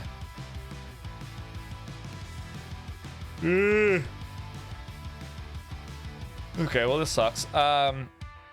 Maybe I'll go straight into the items themselves and I can filter by rarity.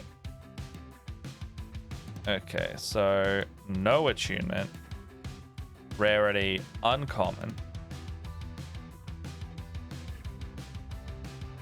This should get me a bit more... Oh, what's this? Oh, that sucks. Okay, so Boots of Elven Kind could be the one to go for. It's a Circlet of Blasting, Scorching Ray spell. Cloak of the Manta Ray. You can swim. Decanter, Deck of Wonder. What's this?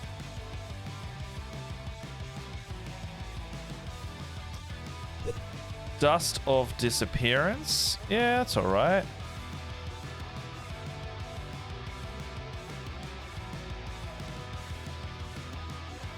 Oh, Helm of Comprehend Languages. Okay, that's going on weak because he constantly has trouble with talking to people. Actually, no, hold on. He knows how to speak. They don't know how to speak to him.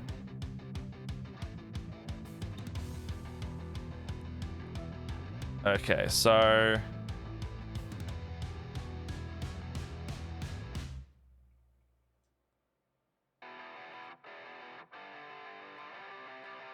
Mummy Rot Antidote. There's a Periaptive Health. No, that's not great.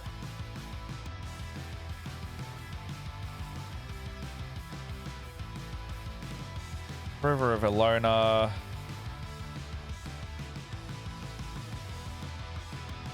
Yeah, there's not a lot in here, hey.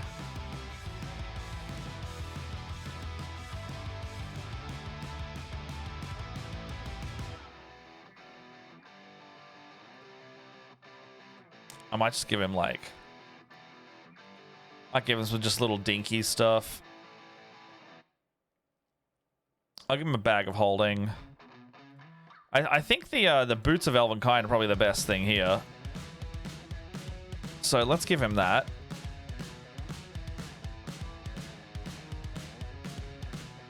Let's give him the Boots of Elven Kind. Let's give him...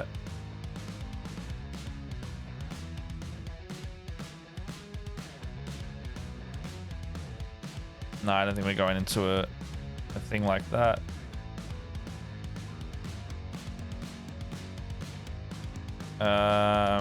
What's the Lantern Revealing do?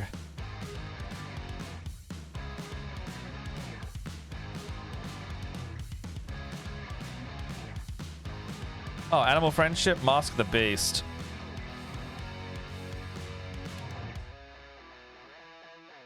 Yeah, Animal Friendship's amazing. And then I'm also trying to be thematic. Like, we don't have to choose the best stuff, but if we can choose something like super nature themed, like this guy literally is a plant.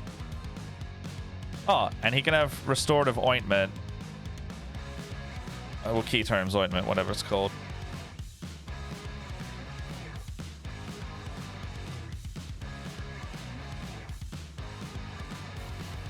All right, so, I mean, I still have 50k to spend on him, so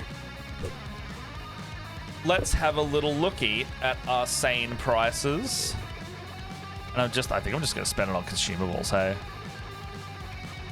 Okay, Necklace of Fireball.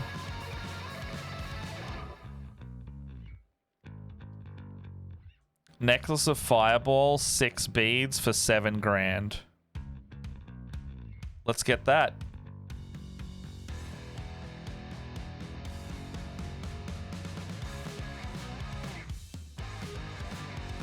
Alright, so Necklace of Fireball. We have, and how much was that? 7,000. 7680. And it's got 6 beads.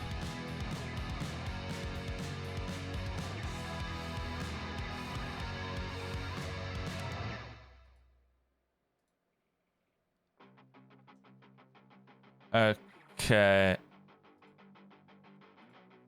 7680. So we got here. So 50. Take 7680 equals 42,330. 42,330. And then they've got the Necklace of Fireballs. Okay, so the fuck is the Talisman of Ultimate Evil?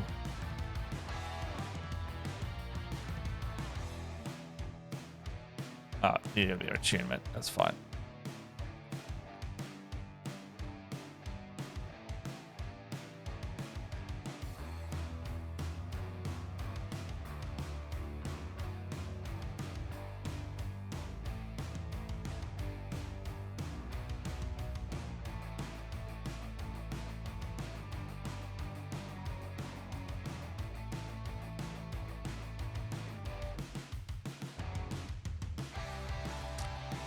Okay, so let's go back to the consumables because I'm just gonna spend a bunch on these. Hey,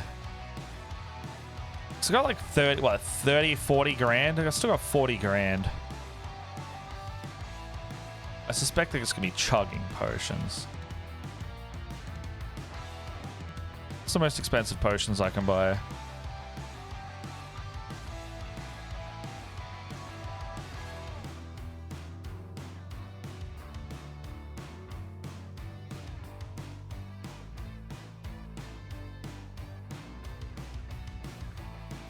I think, where's the Supreme Healings? Okay, so let's get like 10 of those. So 13, 50, so 42, what did I say? 42, 330, 330, take away Supreme Healing, 13,500, 28,000 gold. So I'm just gonna give him Supreme Healing. 1, 2, 3, 4, 5, 6, 7, 8, 9, 10. Add 10 of those. Let's give him like a plus. Let's also give him like, we need some ammunition +3. So I don't know, let's give him 400. Let's give him like 20 of those.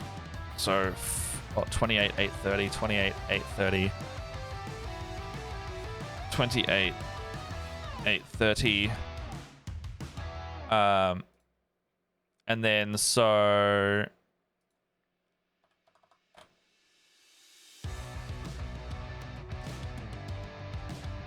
let's give him 30.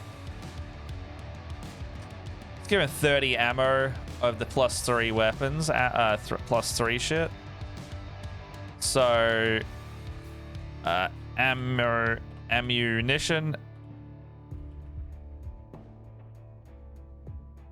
No common.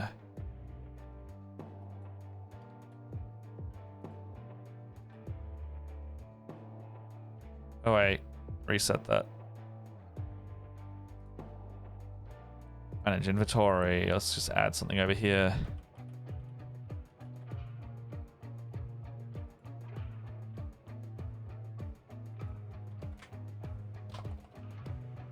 I don't get why I can't add that.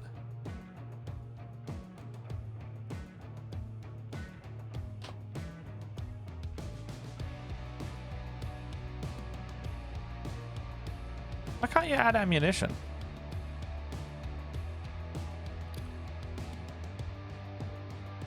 I don't know why that's the case. Okay, where's their equipment again? Let's get rid of that stuff, that leather.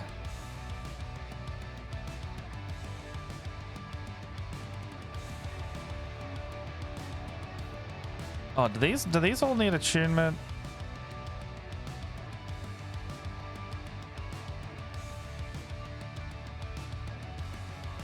Oh yeah, so let's get him like a really good sling. +3 weapon with a +3 sling. +3 weapon. +3 weapon will be 16k. Do we have that in the budget? Oh yeah, we got enough. All right, so 28. What do we got? 28, 830 takes 16, 1, 2, 3. 12, 380. Right now we're at 12, 380. And we can get him a +3 sling, which means that he's got his moon sickle for combat. And he's got a +3 sling. And then from that, what's a force breaker sling? Oh, cool.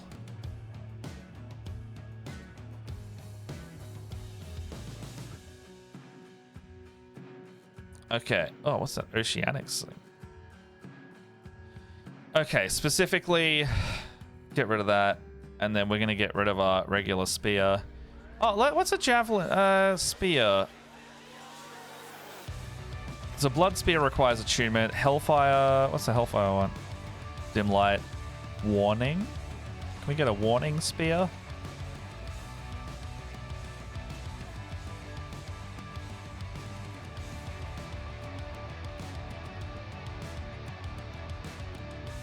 Okay, weapon of warning is very expensive. We can't get that.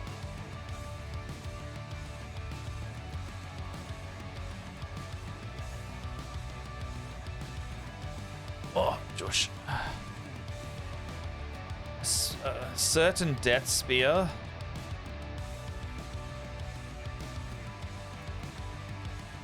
I don't think I'm gonna get a spear. He's got enough.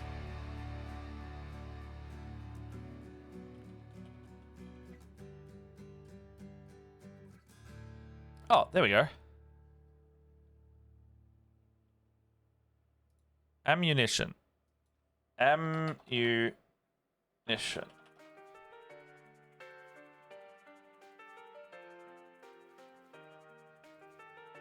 Why does that? I don't understand why this doesn't come up.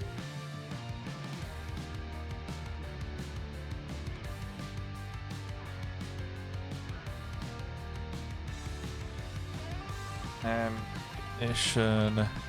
Maybe ammunition can't be coded in properly.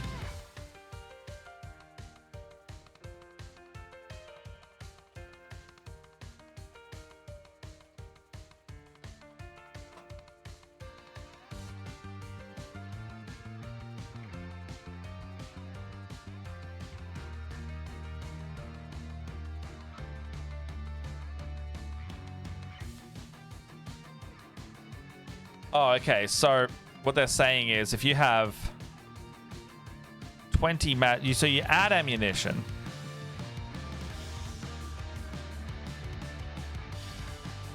So you add sling bullets. And then I'm going to add... So 20 by 400. How many do I have left? Okay. 30 by 400. 12,000 exactly. So I'm going to add 30. I'm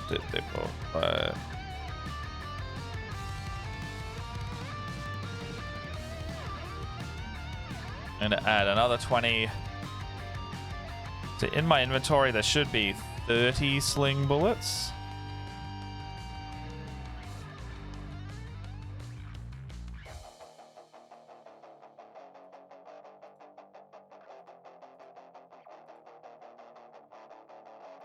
And now we've got 30 sling bullets. I'm just going to call +3 sling bullets. And then the sling Did I give him a +3 sling?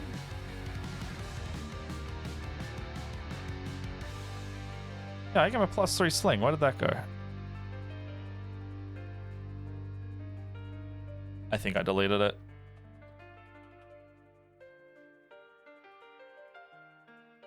Yes, I did. How do I manage inventory? Add. Okay, so I'm going to re-add my +3 sling. Yep. And then I'm going to add that ammo. We're going to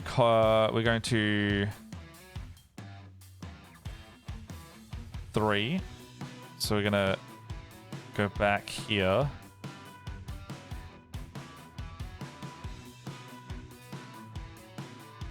Okay, yeah, sweet.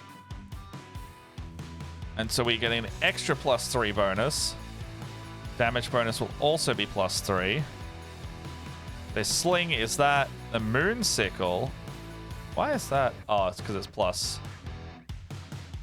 +9. So sickle plus that. Okay, sweet. Okay, so +3 sling is there now. And then I think we've used all our gold at that point. So we've got 380 gold. You know what? 380 gold's not terrible. After all that. Man, creating a level 20 character is hectic. Alright, so the other ones are hopefully going to be a bit easier because now we've got all the spells and stuff done. Oh, I do have the +3 sling. Alright, let's delete that one.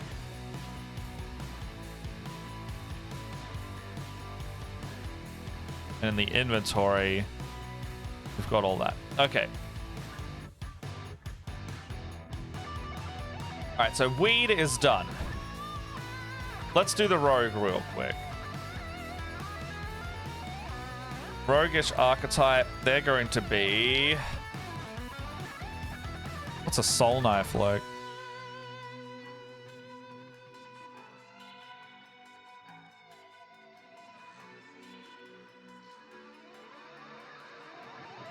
You can teleport, that's pretty nice.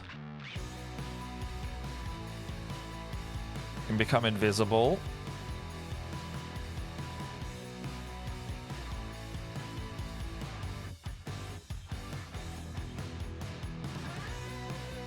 Let's make him a soul knife. That sounds cool. Let's give him the observant feat. Because observant's just good. And let's make that wisdom.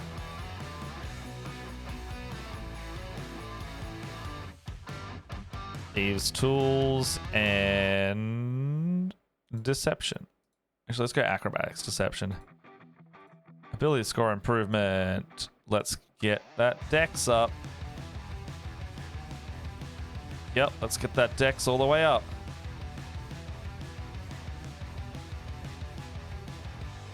Dexterity up. ASI, let's get that dex all the way up.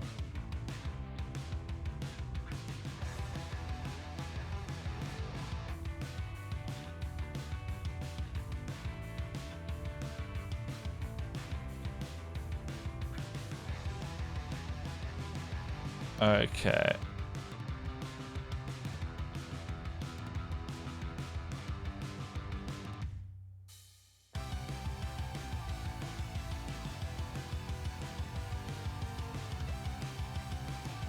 Okay, so we want to go Dex here. We go Con here, and we want to go Wisdom here for now. And then back in the class, we're probably going to want to go something like... Okay, so what are our stats sitting at? Dex is 20, which is great. Wisdom's pretty high. We really only need the Dexterity to be that high, so... We're going to go down here. Maybe we'll go another feat.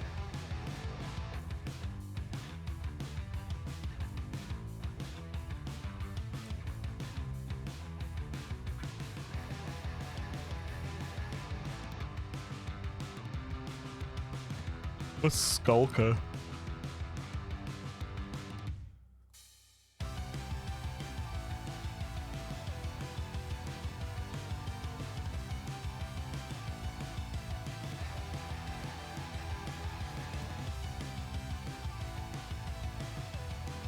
Alright, so that means I'm pretty much guaranteed to go first.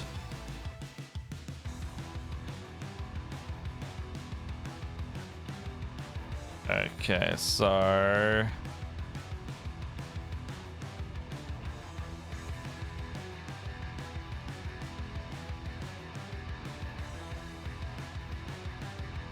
Okay, Gift of the Chromatic Dragon's pretty good there, because I've already made them a... What color are they? They're already a metallic dragonborn. Oh, actually, I might do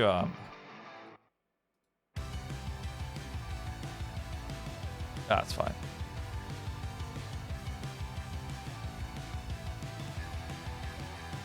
And then over here, might just take the last in an ASI, go higher on the con. Give us a bit more health.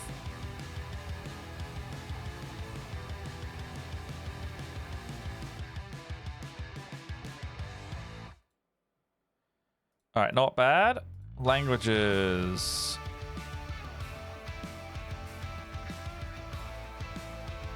Good giant. Far travel is good.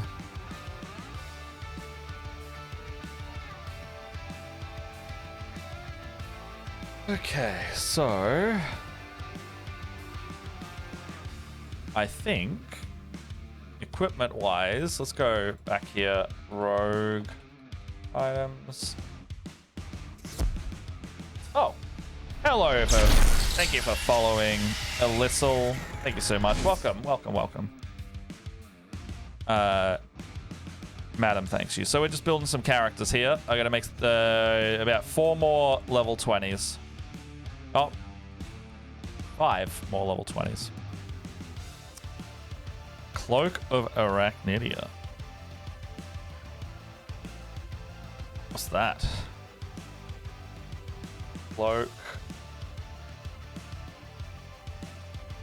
Alright. Cloak of Arachnidia. Resistance to poison. Hello. Lore drop. Okay. Did you know?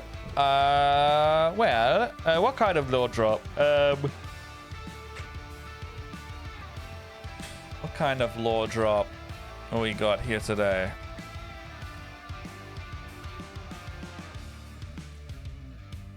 My first ever D&D character was a tiefling rogue. But I always used to call him a tiefling politician class, and his name was CSR, which meant I think it meant politician in Arabic from memory. And the first thing that I ever did was run into a goblin cave or kobold cave and got the absolute shit kicked out of me. And funnily enough, that's actually that plus one other instance where I did in we also split the party is how the name in the channel Split the Party was made.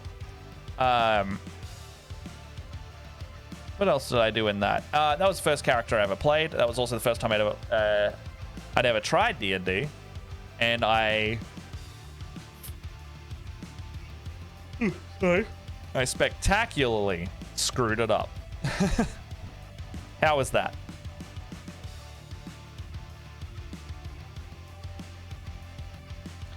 Okay, so what else we got here? So this one's like you can move up and down. It's basically you go on the walls, which is pretty cool. I don't mind that. Boots of Elvenkind. Braces of Flying Daggers, though. Braces of Flying Daggers, though. Do they pair?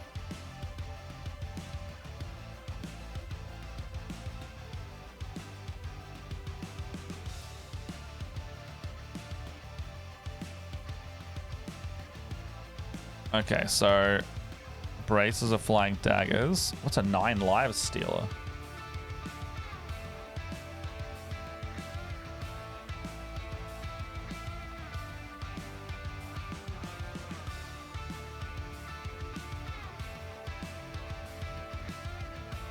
Okay, let's give him a Braces of Flying Daggers, because that's just such a good rogue item specifically. And maybe I'll just allow it to work with the, because I can't see anything saying that it doesn't work with Soul Knife. Okay, so that's gonna, what's Braces of Rock Magic? Braces of Flying Daggers. Is this attunement?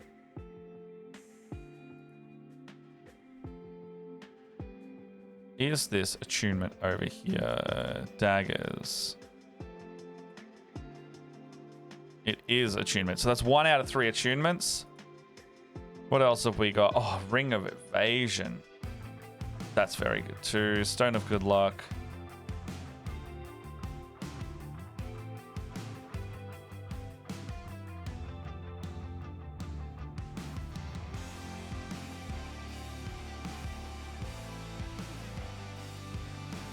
Can't really take this because of the I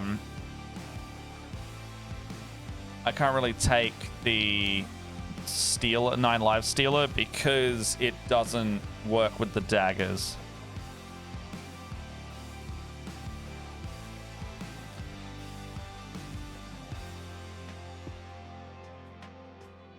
Okay, so these gloves are invisible while worn.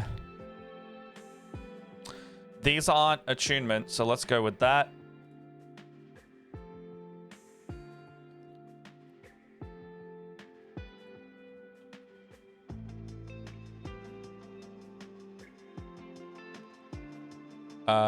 Maybe we can boost the dex really high, maybe with a Tome of Thought or something like that. Boots of Speed.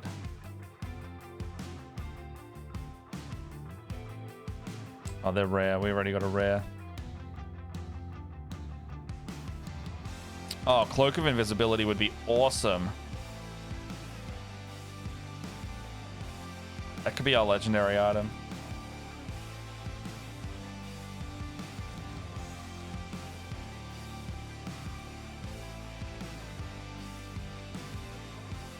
Okay, so rarity, legendary.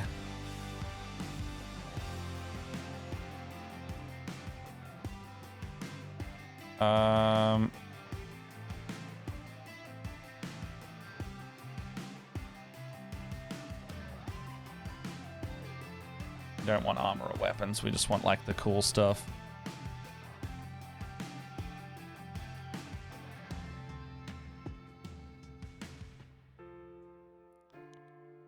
Gloves of Soul Catching. Helm of Disjunction.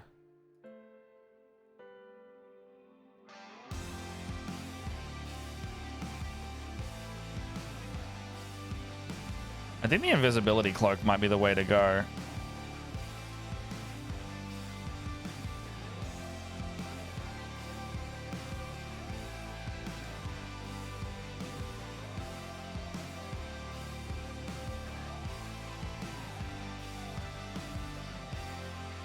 Telescopic transporter. Oh, that's huge. I think I'm going to go with the invisibility cloak.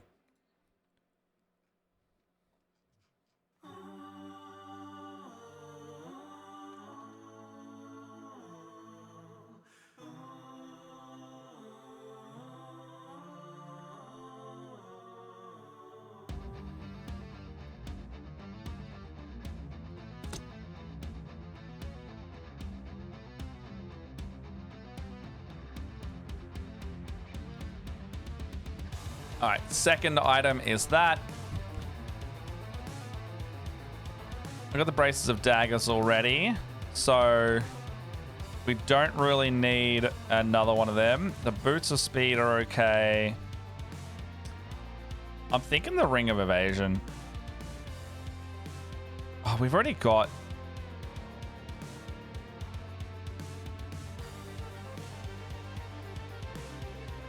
Because we've already got evasion. We don't need double evasion.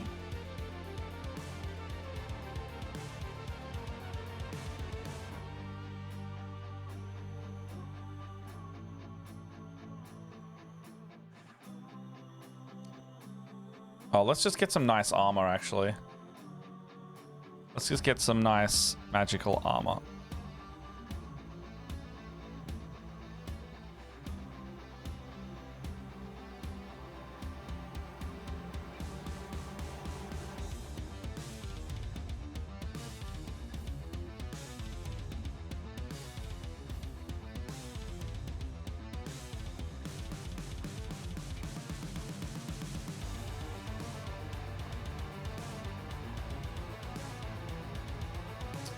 Okay, armor, leather, hide, padded, studded leather.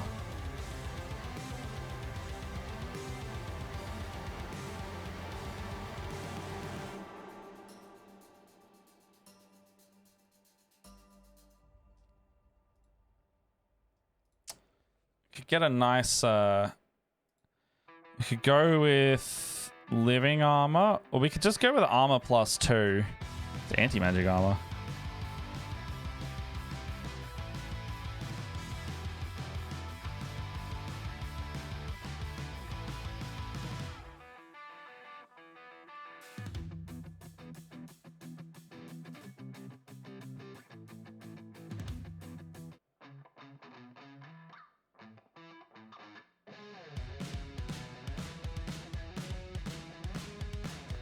I'm noticing I'm finding the same. Alright, let's go down to the drum and bass.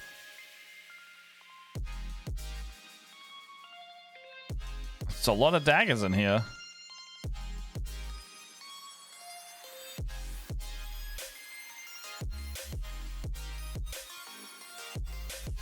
Maybe we're going to the rings. Let's go into the rings.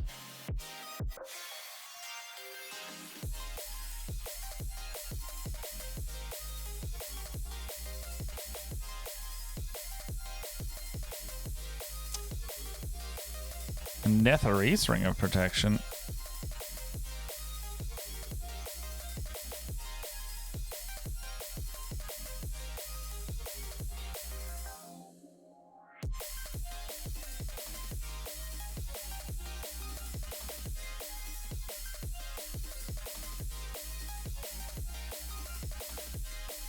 Okay, Ring of Amity. Can't really get that one. Evasion protection generally is pretty good. Ring of Regen.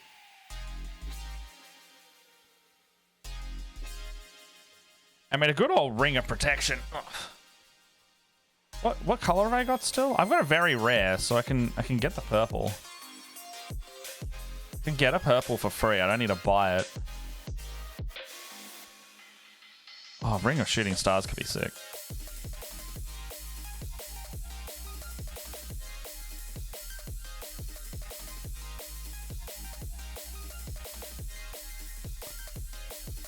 Oh, what do I go with? What do you reckon? What does everyone reckon?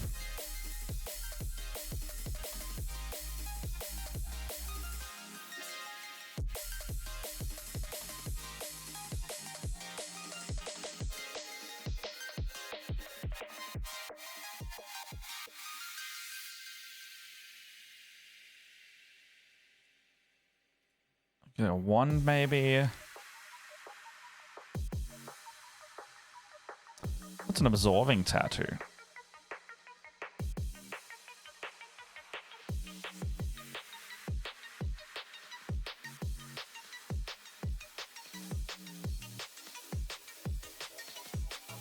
I might what's the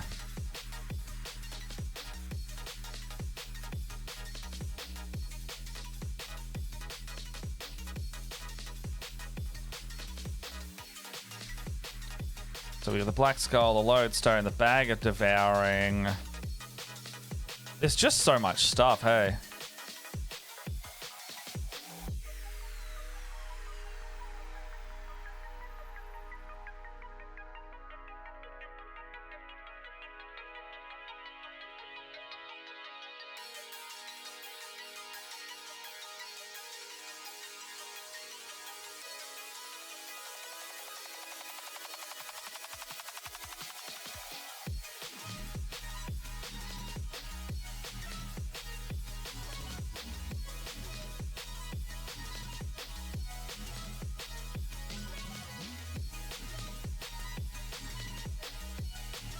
Manual of quickness of action.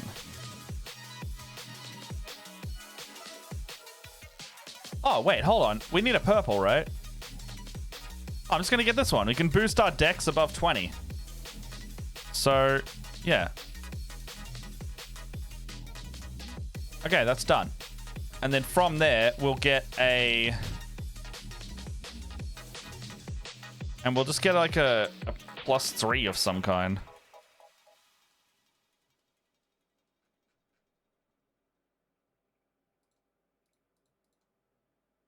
Okay, so... We've got a lot of good stuff there. Hey, Alyssa, how you doing? Okay. Oh, we got another attunement we could slop in there. Let's buy... Okay, let's buy... Can we buy an oath bow or something? How much is that?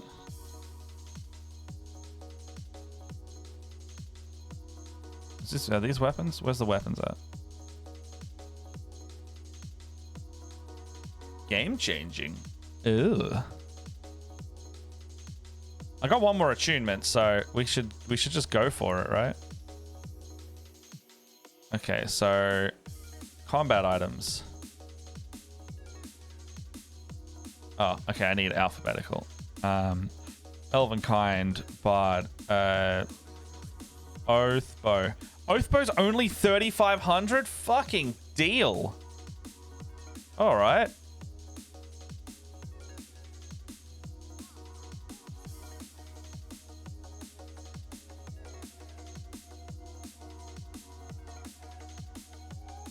Okay, so I'm gonna do 50, 1, 2, 3, take 3,500. Done deal. That's such a good item for pairing with other things. Okay, so the oath bow goes in.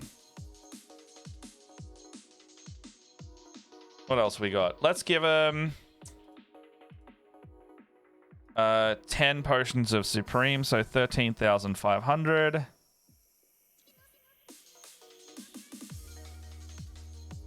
Supreme. Okay, potion of healing. 2, 3, 4, 5, 6, 7, 8, 9, 10.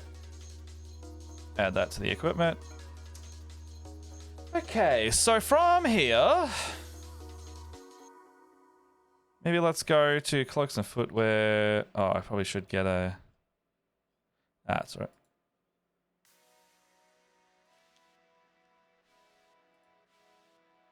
Okay, sane prices. What is good for a rogue that is non-attunement? Attunement, no. Rarity, doesn't really matter. No attunement items.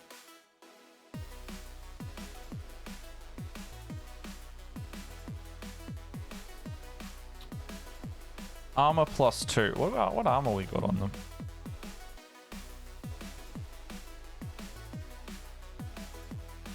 Armor. No attunement armor. Can we buy some +3 armor, perhaps?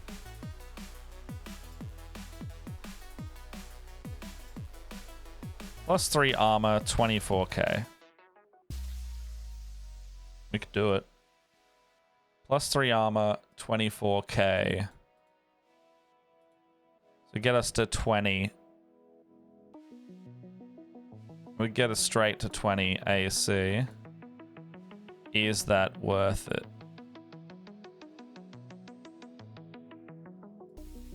Has to be light armor though. Leather. Hide. Padded. Studded leather. Okay, so we're pretty much stuck with Look, let's do that. We've got 9k left, so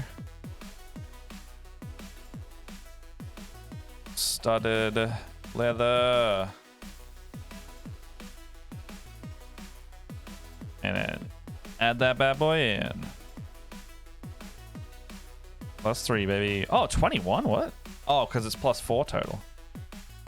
Oh, I think because I was also just wearing simple leather before that. I was. Okay, so 4 AC is pretty good win there. That's pretty nice. Okay, so from here, I think something like... What's the consumables? We've got what, nine grand left? We've got 9,000 left. We've got some healing. I think we should spec straight into the we should spec into more of the... So we're not really using that. So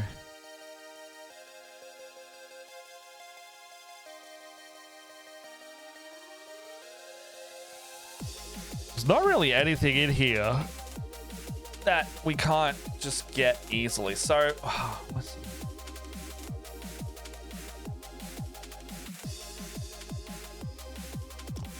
about a wand? Let's get a wand going. Wand, no attunement, and take away all this.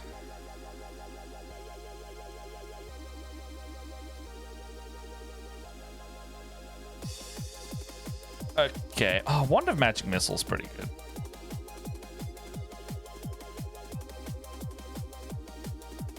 Wand of Magic Missile. Wand of Magic Missile, 8 grand. Oh, super easy. Done. Missile. Equipment. It's probably because it's not attunement that we can do this. Okay, Wand of Magic Missile's pretty sweet. All right, so Zoroth is done. Did I? Oh, it does do. Okay, so Dexterity +6, which is very nice. Acrobatics +18. Reliable talent, never know what hit him. Passive Perception 30. Great class to have on hand. All right, so let's go straight over to Barbarian.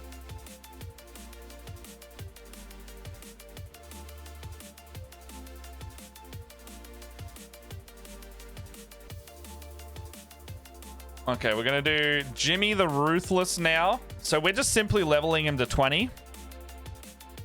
And half the class is already done for us because this is a character that's already existed. Let's give him tough. If he doesn't already have tough, he's now getting tough.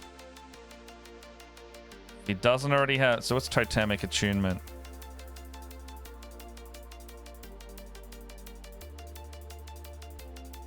Eagle... Wolf, tiger, elk.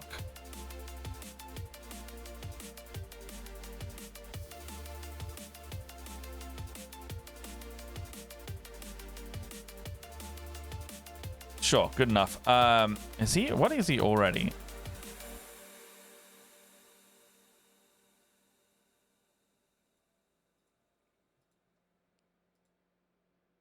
Okay, so he's got the resistance to all damage already. Okay, abilities score improvement. What's he sitting at right now? Oh, he's got 220s anyway. Ah, well, fuck. Okay, let's keep going feats. He's already good. Good on you, Jimmy. Let's give him +5 to initiative because he kept getting dog shit initiative. I remember that when we were playing. And let's give him another feat. He doesn't have Great Weapon Master? All right, he's getting Great Weapon Master. That's a strong Jimmy. All right, so he's at 20, 20. All right, let's push that. He's done there. His equipment. So he's already got... Oh, my God. Oh, my God, he's got a lot of shit. Okay. Blackstoise the Battle Axe. Yeah, alright, fair enough. Beat of Force. I don't know why he has 3 ropes of entanglement. The disarming flaming tongue longsword. Bob the float. I do remember Bob the floating battle axe. I do like how he names his stuff as well. Okay, so let's see what he has attuned and see how we can make some adjustments. Because I don't actually... So the Ghost Lantern, it sucks. But Jimmy's main thing is he loves flying. So... Oh man, he's going to love this. Okay, so he's going to get 50,000 on top of that. No, not 509,000 though. So 59. I do wonder. Is this attunement? Oh, this is simply a +3 weapon. Okay, sweet. Mate, I don't think you need both of them in there. Okay, so Bob the battle axe. I don't think you need to have that in there.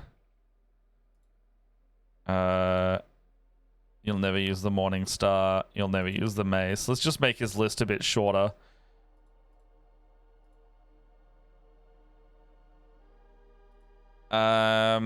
Okay, so from here, any suggestions as to what to give a barbarian? For the barbarian who has everything. Oh, the animated shield. We were going to get him an animated shield. Yeah, that would be great for a barb. So, animated. So his purple is taken. Because that is going to be fantastic for them. What?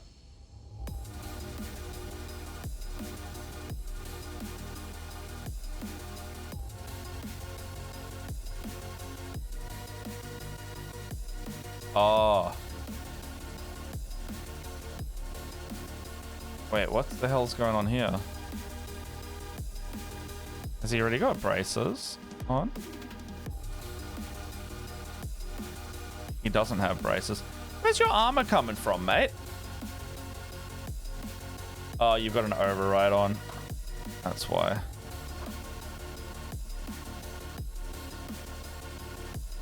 No, I don't want your override. I'm just gonna do that. Okay, so animated shield. Are you... Okay, that makes sense. So your armor sources are... Jimmy, buddy, you don't want half plate on. That's why.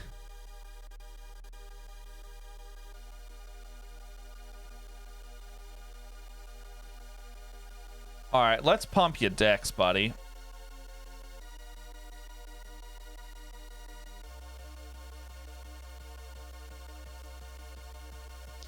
You already got a belt on? What's this from?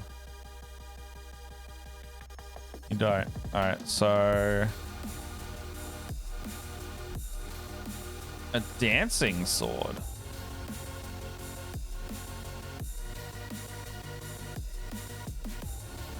Alright, so how much is the dancing? 2,000 for a dancing? Done.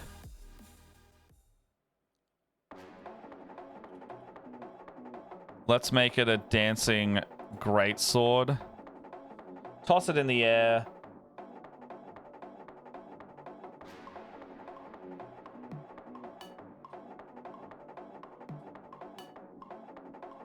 All right. Hey, Lockie, how you doing? I'm updating like 5 characters to level 20 for a booking on Saturday. Right now I'm doing a barbarian who I leveled from, so you can actually see that they've actually still got to take their long rest from our final boss fight. So basically I'm taking suggestions on Jimmy the Ruthless on his destructive tendencies. So he's got Blackstoise the battle axe. He's got the disarming flame tongue longsword. He's got Bob the floating battle axe. I'm starting to give him stuff like I've given him an animated shield. The Ghost Lantern sucks, so we're gonna get rid of that. Very campaign specific item, so we don't need that. And he's also over carrying capacity, and I don't know why. Can we organize by weight?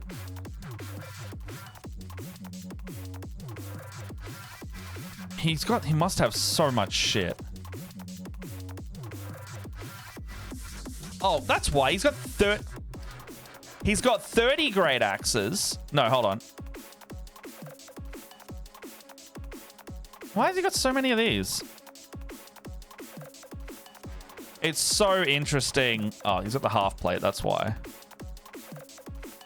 It's so interesting for me to see what these characters do sometimes. Because, like, how is he carrying... Wait, what? Why is he so encumbered? Special mace break thing? No. You can get rid of that. Well, he's not even using that.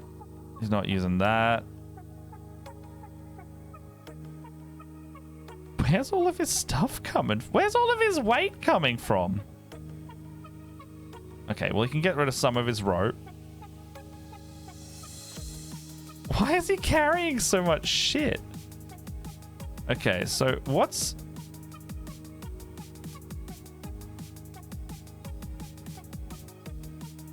He's got 8 pounds of rations, so where's the...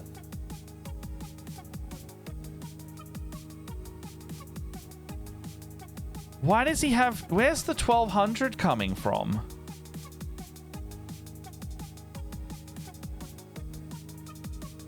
Like, what's weighing him down by 1,000? You know? It makes no sense to me right now.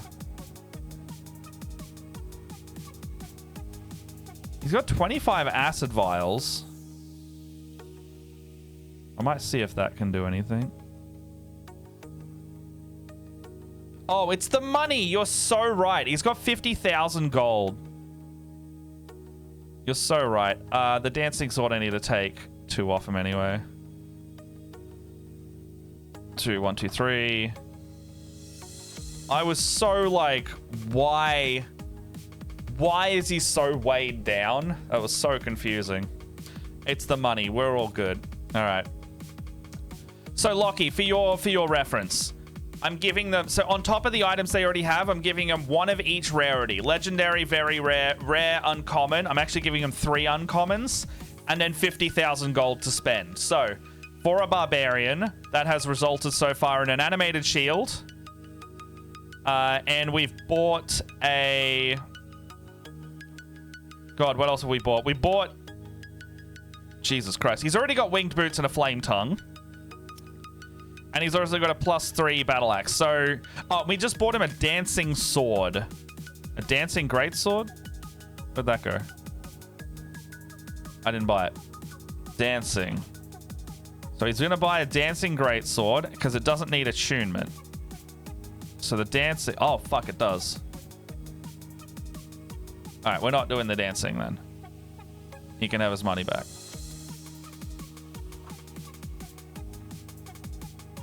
Okay, so what do you think you would want? So javelin... Oh, javies of lightning, though.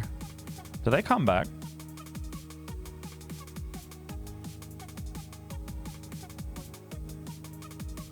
I might give him, like, a few javelins of lightning.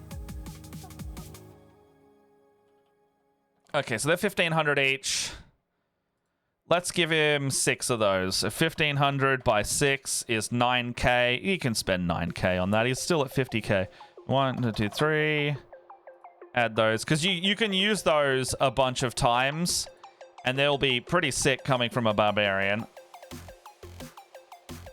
So let's give him 6 to use a day. 1, 2, 6. Because they deal 46 lightning on a throw in addition to their regular damage, and you can use those once a day. So if he can huck 2 of those to 3 of those a turn, he's dealing anywhere from 8 to 12 d6 extra on top of his regular d6, plus his strength mod of 5. So he's dealing like 50 damage just by hucking some spears, which is not terrible at all. Did I accidentally up by 9 grand? Okay, so I need to negative by 18. 1, 2, 3. Okay, Okay, so he should be at 50k, which is nice. What's a periaptive wound closure? What do we got in here? No, it's fine. Oh, I'm gonna give Jimmy the ring of it. Oh, I can't. And he can't. So braces of defense require attunement as well.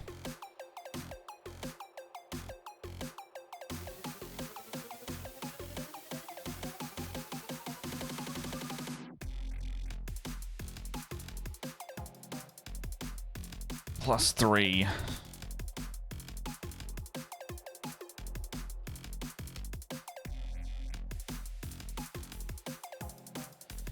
Oh gosh, it's hard to shop for a barbarian who's already got all their attunements.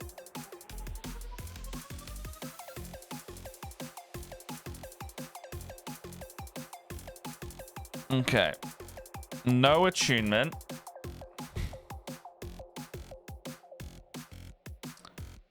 Baleful Talon, what's this?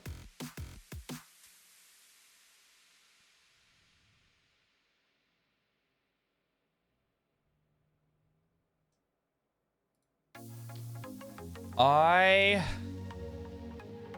think we're out of luck on these ones. What's this over here?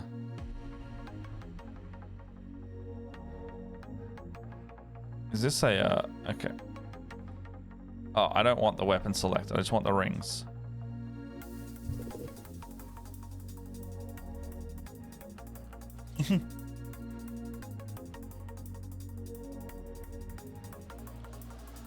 I was actually thinking of Ring of Water Walking because he can already fly, which means, sorry, if I give him a Ring of Swimming, that means he can go in the air, in the water, and on the land. So I figure like Jimmy's so to make Jimmy an all-terrain vehicle, basically. All-terrain barbarian.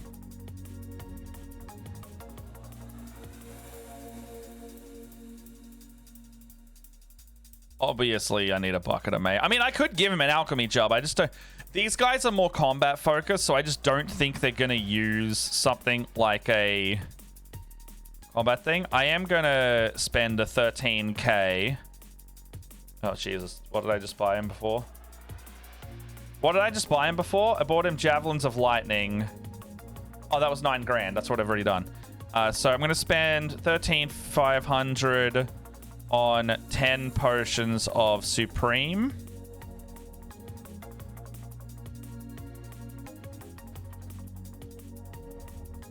So let's add 10 of those. 2, 3, 4, 5, 6, 7, 8, 9, 10. And then add 10 of those. Movement speed increase items. See, that's the thing. I think he's already got some. So let's go...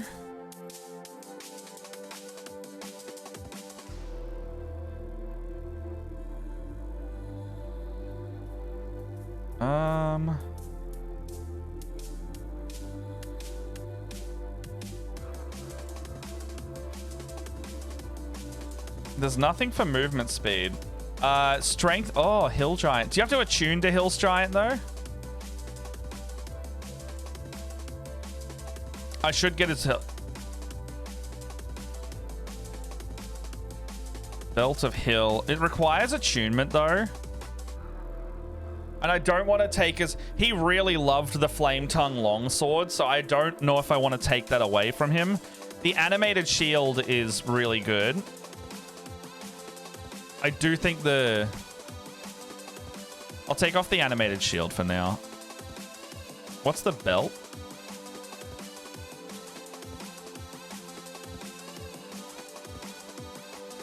Well, we could give him a Cloud or a Storm Giant. He needs a legendary item. Oh, no, I can't. So I can't give boons. I can only give legendary items. Horde of Blasting, Braces of Defense, Black Razor. Oh, you give him Black Razor. What's Black Razor?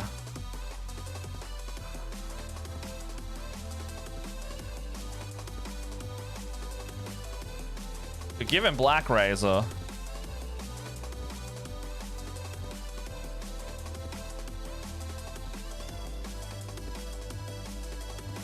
I might Or what do you reckon? 29 strength or Black Razor?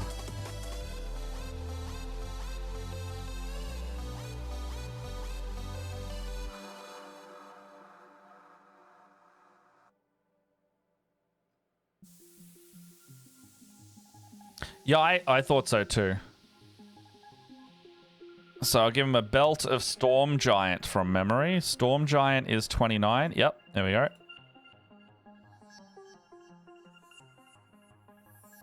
So the Blet of Storm Giant. Boom. I said, oh, he's override his friggin' strength too, hasn't he? Yeah, there we go. I was wondering where this is coming from.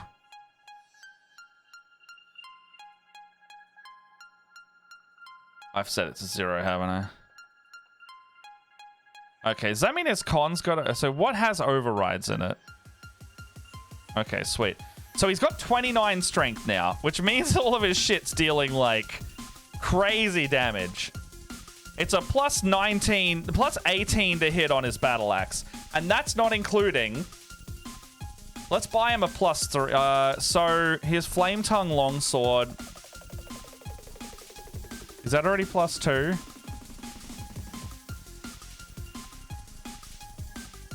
Yeah, so he's got plus 9. So he's a plus 16 to hit off the bat. And if he's got a plus 2 weapon, it's plus 18. So let's get him to plus 19 with a plus 3 weapon of some kind. Let's make Blackstoise the let's buy a level 3 weapon for him. I think they were 24k.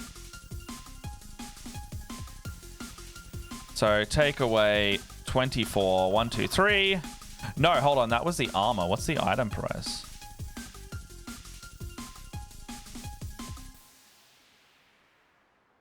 Weapon is only 16k. All right, let's do that. 16. 1, 2, 3. Okay, so he's still got 20,000 gold left, and we can give him an upgraded version of a... What's this thing? Is this a battle axe? Great axe. Let's give him the plus 3 version of Blastoise the Great Axe. Is there a... Oh. Great Axe plus 3. Oh, is this thing already a plus 3?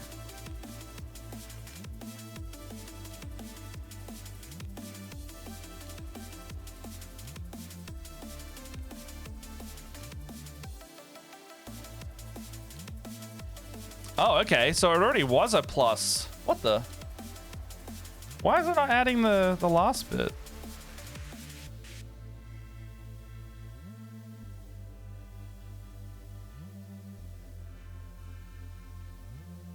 All right, well, I've given him more. Oh, man, that's not a great. Why is this only 18 though?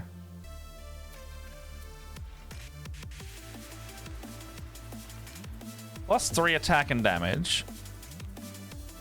Oh, his proficiency is plus 6.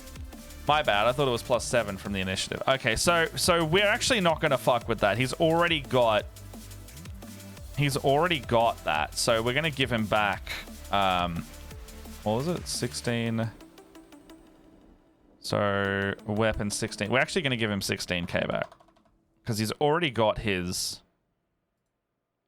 He's already got his stuff there. So the battle axe doesn't need to be messed with. He's already got a lot of good items. That's what I'm finding. He's got a lot of the barbarian stuff he already won. Amulet of the Drunkard.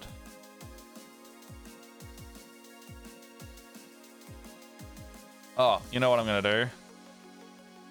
I'm going to give him that... Oh, hold on. Is this an override?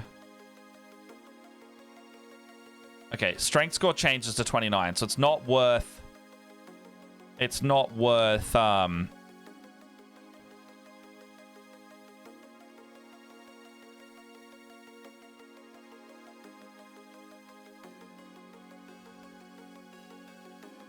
It is not worth... Sorry, what I was trying to say. It is not worth giving him a Tome of Thought or whatever. Okay, so his inventory sits at... I'm going to get rid of the animated shield as well, which means... The only thing we've really given Jimmy is we've bought some Javelins of Lightning and a Belt of Storm Giant Strength, which means we've got to get...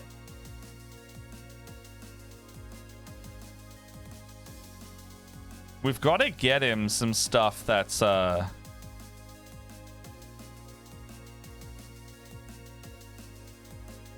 what's he need? He needs a very rare with no attunement. Okay, so...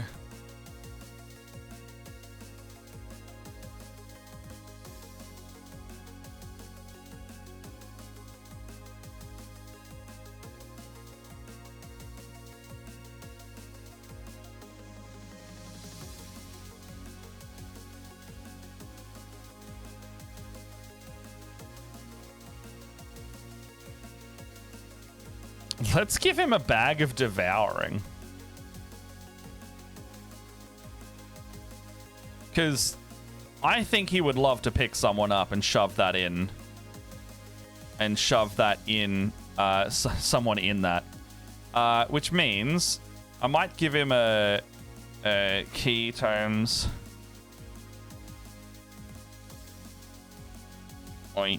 Ointment. Might also give him like one of those. So that means we need to give him a blue and 2 more greens. So blue being rare. What can we get him with that?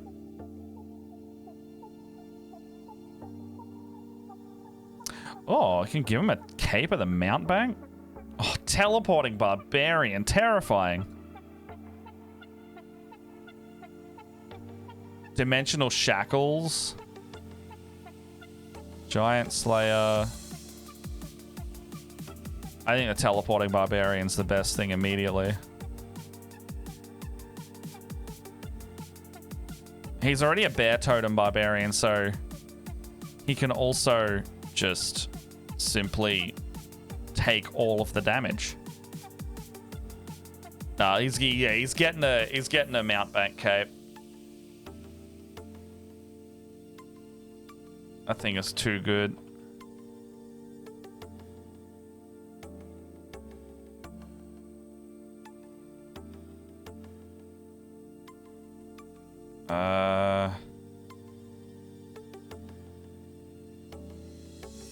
Give it the Mountebank. Does this require attunement? It does not. Yeez. Okay, Cape of the Mountebank. And what's he got in the... He's got 2 uncommons left. So, look, Lockie, I'll give it to you. Let's give him the Alchemy Jug. The lols, Alchemy. And I'll give him one of those. And then... No attunement. I knew you'd like that.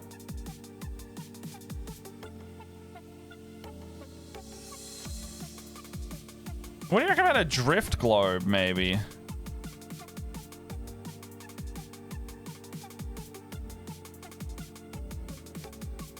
Drift Globe could be good. I just don't, Oh,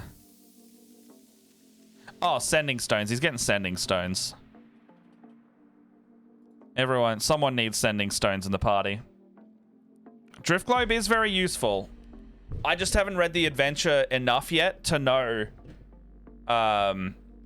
Yeah, Glasses might be good as well.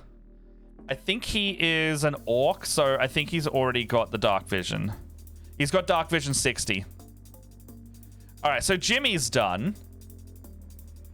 He's looking incredibly scary. He's also got advantage on initiative rolls now.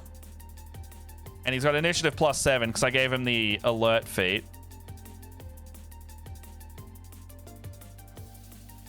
Okay, so Jimmy's done with a terrifying array of stuff.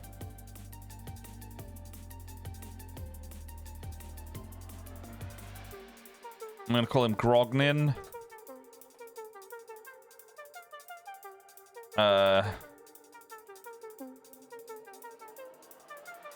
Gognan Drake. Yeah. Imagine your basic roll is a 20, and as long as you don't crit fail, you hit.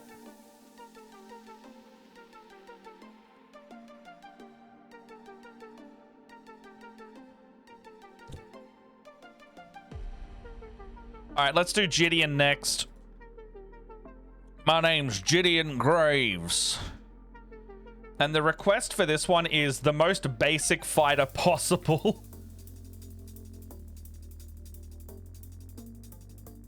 Yeah, so he wants the easiest character possible, a level 20 fighter.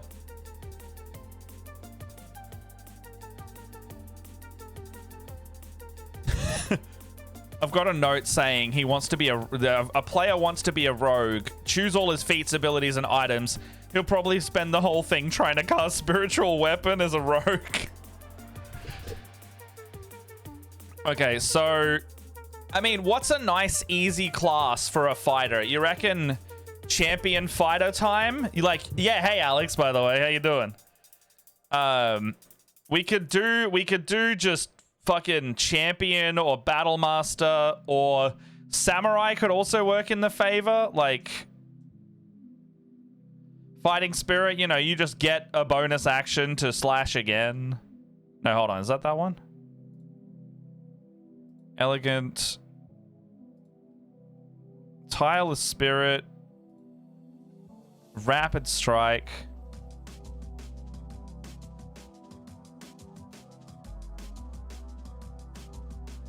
And then strength before death. Oh, you get a fights on death ability. Actually, what do you reckon? Champion or samurai?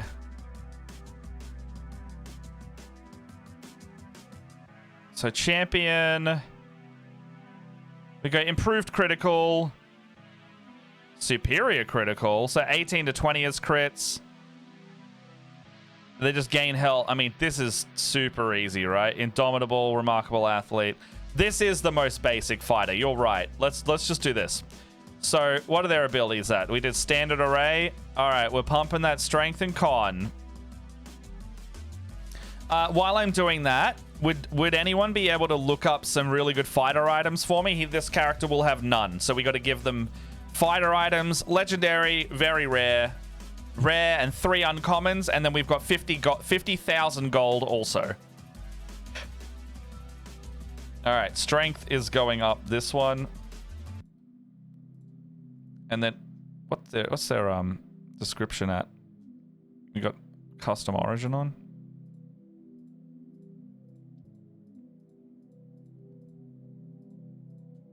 No Rick and Morty content. We're getting out of here with that.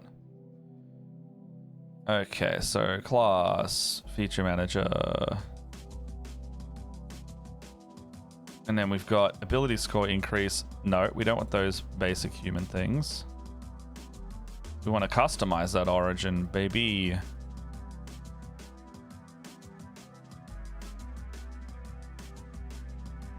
Oh, no, I didn't mean to do that.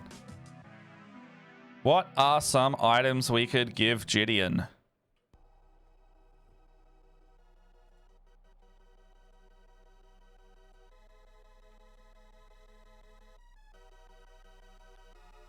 Okay, we go strength 1. We'll start getting con up. Oh.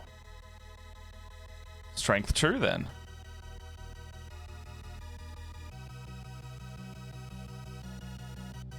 Okay, let's go con. Additional fighting style. What have we got here on the first fighting style? Great weapon. Let's go protection.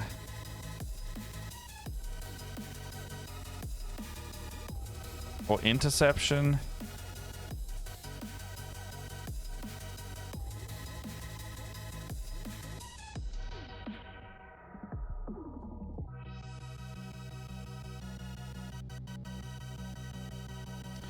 So what do we got here? We've got a barbarian who's two-handing weapons. And then we've got a fighter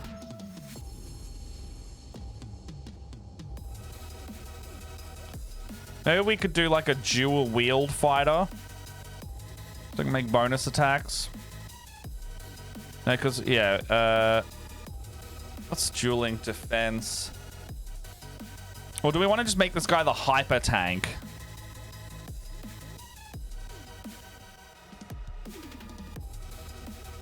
Should we make him hard to kill?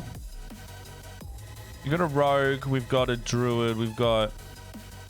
Yeah, let's make this guy the tankiest. Okay. Additional fighting style. Let's go with... Wait.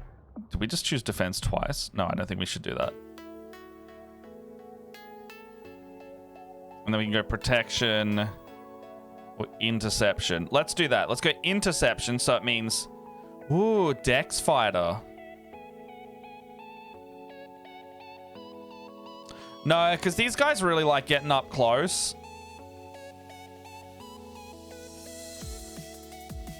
I've given the rogue an oath bow, which will probably mean that he goes range a bit more. Also, knowing the player, he's a bit of a scaredy cat when it comes to getting in danger, so he'll be a ranged fighter for sure. He's going to throw daggers and stuff like that. All right, so this guy's getting tough though. What's ability score is that? Okay, so we're going to give him a manual of gainful exercise to get that strength above 22.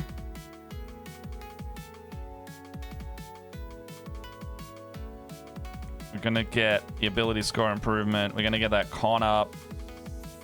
What else do we need? We got that con up to 18. We're going to make that 19. 19. All right, so we need one more ASI. Oh, actually, is there a con feat that...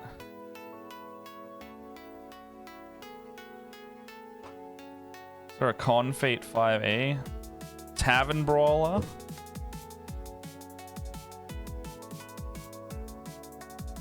Durable could work. Crusher.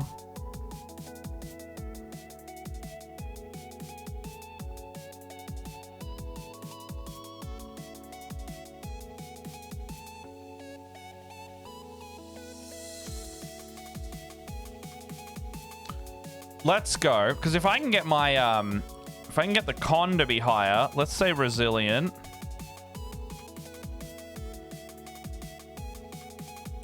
If we can get our weakest to have advantage. So if we get, what is it? Oh, choose an ability score and you gain proficiency in saving throws with it. Do I already have that? We've already got it. It's a bit redundant. So what's Chef do?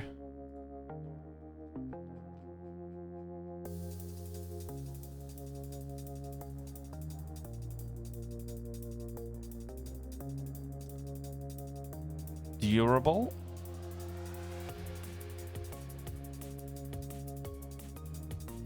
Oh, that's great. Okay, durable's the one. You heal a bit better.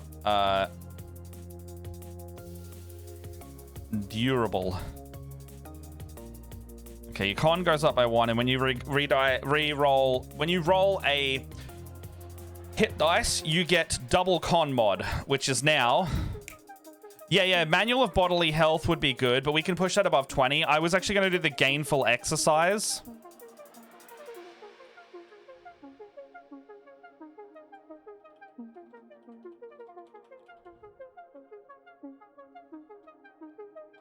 Yeah, so we can push above 20 strength there, but we can't buy those. So we have to get a bit creative with that one.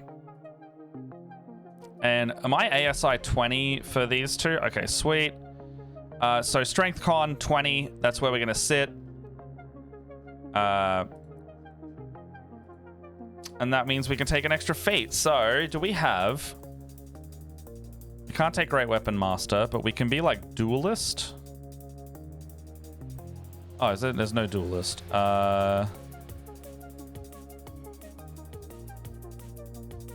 Maybe heavy armor master? Nope. That's a bit bad.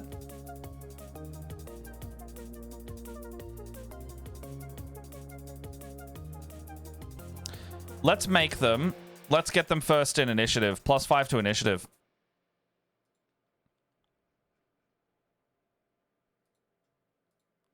Okay, so they're a gladiator. We've got that already. Adamantine chain.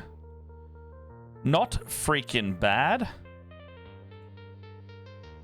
Means I can't crit them. They're going to love that.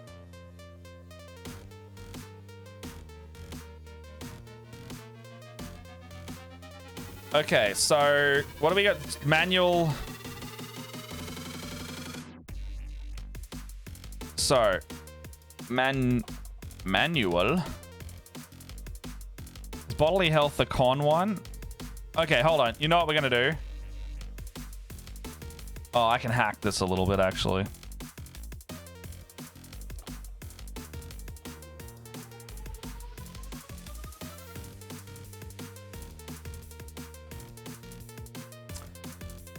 I'm thinking we, I mean, I can, depends how much we're not optimized, because we don't have to optimize. But we could go for adamantine plate.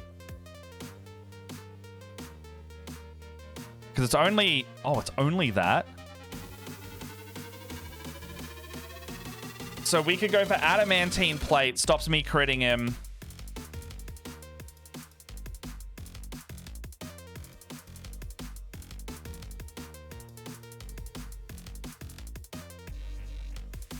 Elven chain also good. Elven chain. Oh, that's okay. We've we're already like proficient in all armor. Yeah, I can give him like a. I could give him like plate of the dwarf martyr. What the fuck is that?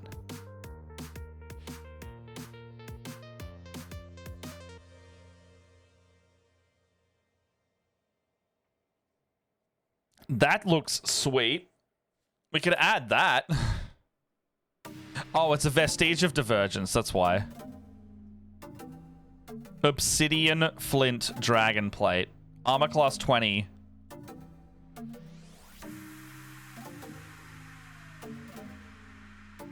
Yeah, you reckon? Plate the Dawn Martyr? Why not, right? Okay, well, let's go back to Fighter 201. Adamantine battering shield. Dragon wing bow. That's fine. We've already got a flame tongue on Jimmy. Potion of speed. Let's get a potion of speed on this guy. Weapon of certain death. They can't heal. We might buy a weapon of certain death.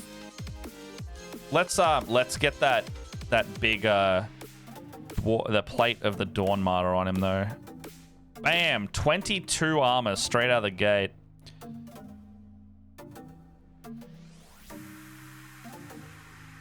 Okay. Because it's what the, how is this? Oh, 21 from plate of the Dawn Martyr.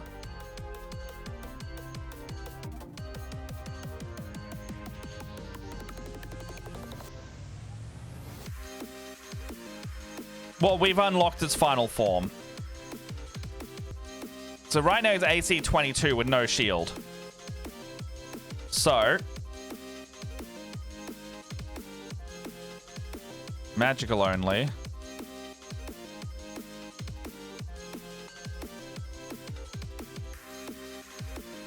What's a spell guard shield? While holding the shield, you have advantage on saving throws and spells. And spell attacks have disadvantage on you. I feel like that's freaking awesome.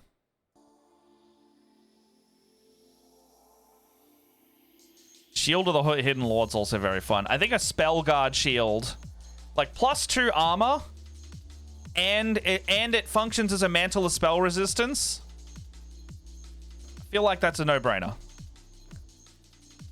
And the goal for this guy is tanky as fuck. 264 health? What? What? What is that? Next up, we're going for an item, a weapon. We could even just buy the +3 weapon. They're pretty cheap. Spellguard Shield. Sweet. 24 AC. Time for the Ring of Protection. Ring of Pro. Well, you can't get a Ring of Protection +3. But I can give him a +1. Requires attunement, though. We're down to 1 attunement slot left. You know what? I could get a feat for an extra attunement slot. We might bloody go down that route. Who cares? Who cares if you're alert when you can... Can you do that? Oh. Is there a thing that you can get the extra attunement slot anywhere?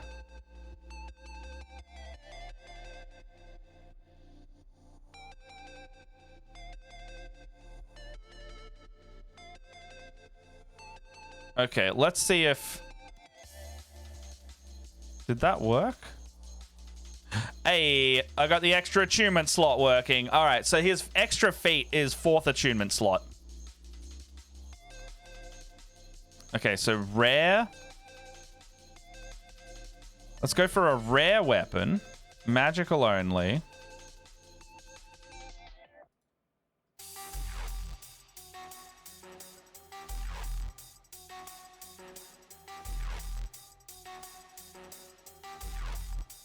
Okay, we're going down to the blue.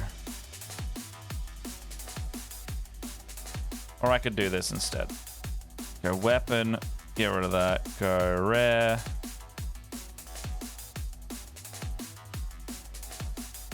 Don't give me uncommon, I want rares.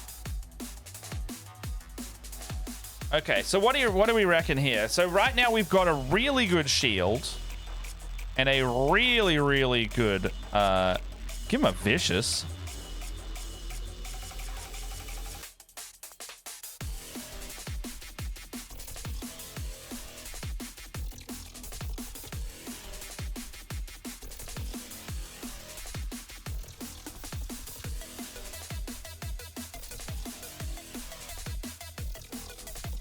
Okay, so Defender is mad good. Defender. Is it a blue? Is Defender blue?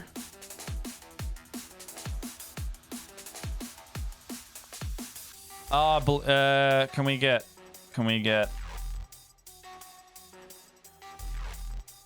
Defender's only... Hey, Defender's only 24,000. I can buy that. We need a Defender longsword, if anything. Holy shit!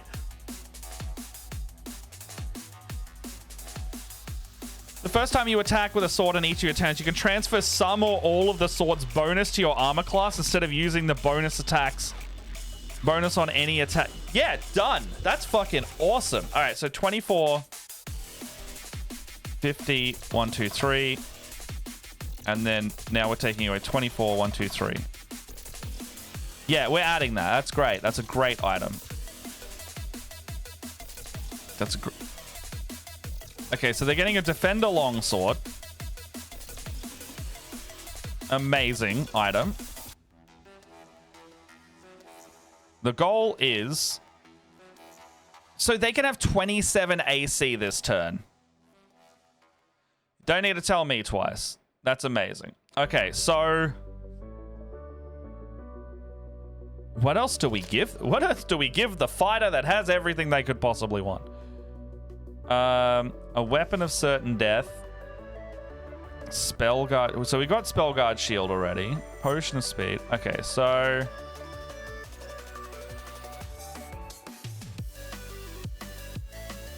We could... What about second... Lockie, what do you reckon about second shield? What about an animated shield? Like, just have a floating shield next to you in addition to the shield you're using. 29 AC. That's funny, right? Can I take... It's only 6 grand. It's only 6 grand.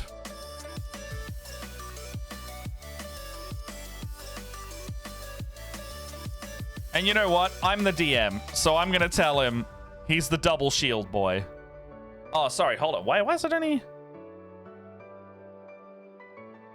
Sorry, it's 29 armor.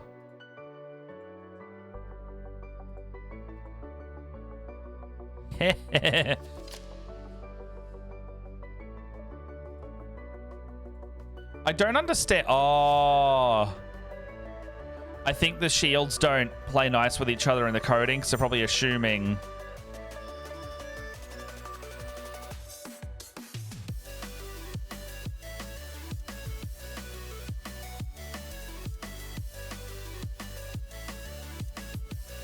The Spellguard shield's not reflecting.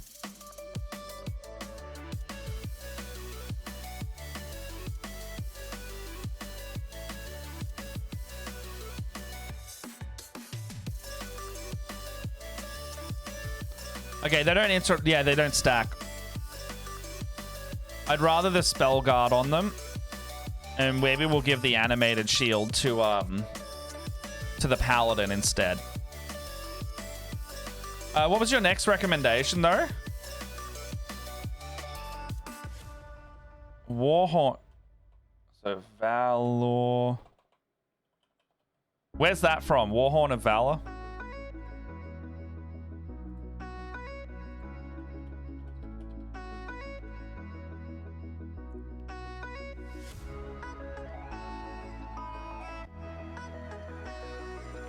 What's the Warhorn of Valor?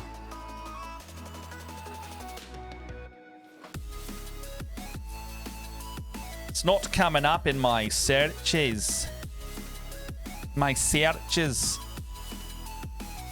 Oh, I don't have Big B's. It's one of the only things I don't have. It seems that Big B's has quite a lot of good items. I mean, fuck it. Ring of Protection if we can't find anything else. Or a Cloak of Protection.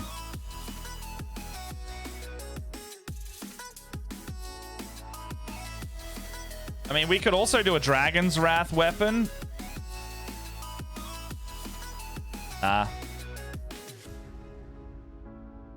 Cloak of Displacement. Ooh, okay, hold on. Cloak of Displacement, though. And he doesn't have a blue yet. Yeah, so disadvantage to hit the guy with 24 AC. I think we should add that. And that's his blue. So he's got 3 greens left. Non-attunement greens.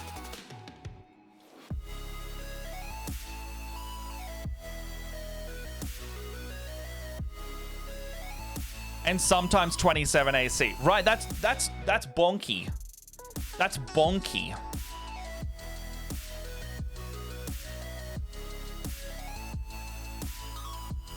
Is this not attunement? And you know what? Just for good measure, let's cancel out. Let's just straight up cancel out his disadvantage from the... Wait, did I give him plate?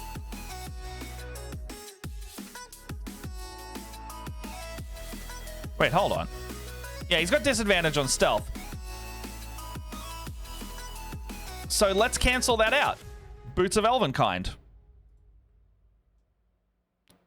Goodbye, stealth disadvantage. Because he's got advantage and disadvantage on stealth. Oh, hold on. Sound only.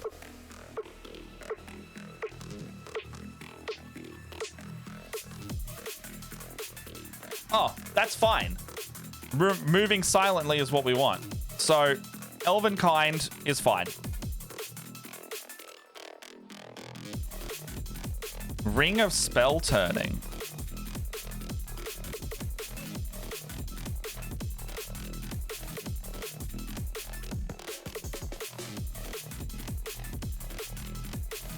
Why is my reset all filters button so cooked right now? Okay.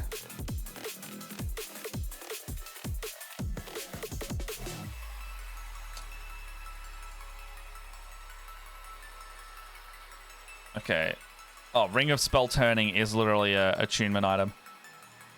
Okay. Armor of Invulnerability. Manual of Gainful Exercise.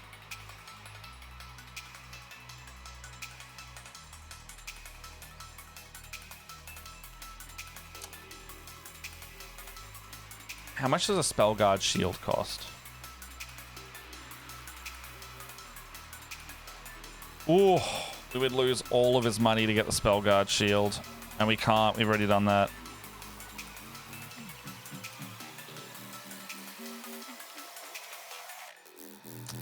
Flail of Tiamat rewards multiple attacks.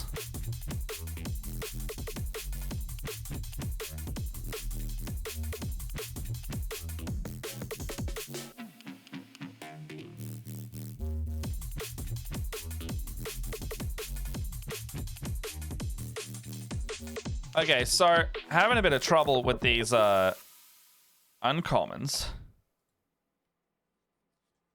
Right now we've spec'd so hard into defense. So what we need... Can we get a low? Oh! No, we can't do that. Okay, so we want Wondrous Ring and wands. Okay, so...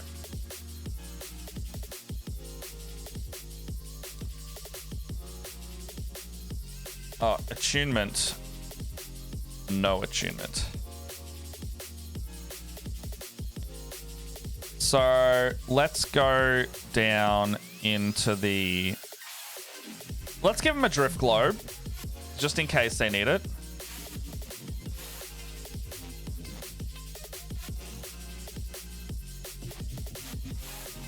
And that's 2 out of 3. And then the last one, maybe, because they've already got really good stuff. We don't really need, like, the extras. And remember, we can also just buy... We got 20,000 gold left. I'm going to give him another set of Sending Stones.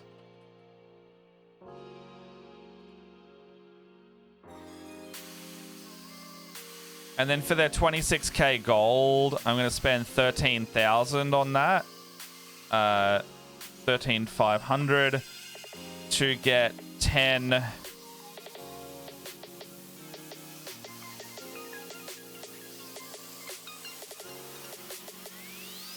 Just with every character, we're going to give him... We're going to give him 10 of those each, because Supreme Healing, sick.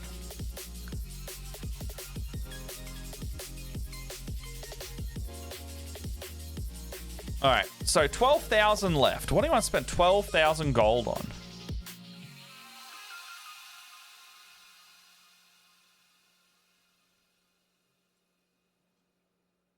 What do you spend 12,000 gold on? Ow.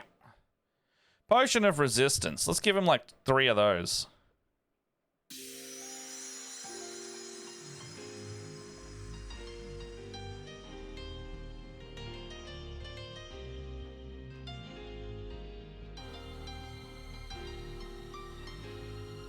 Let's give him a cold one, a fire one, and a necrotic one.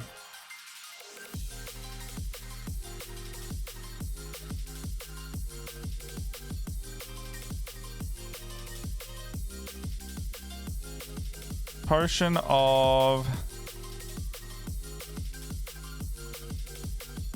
Oh, okay. No, hold on. I'm going to get rid of those.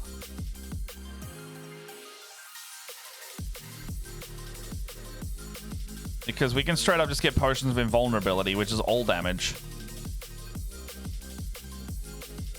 And they cost 3,800, so I can get 3 of those.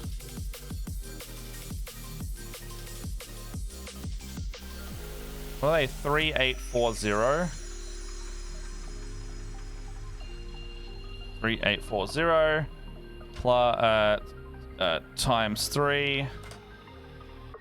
Yeah, Potion of Speed would also be good, hey.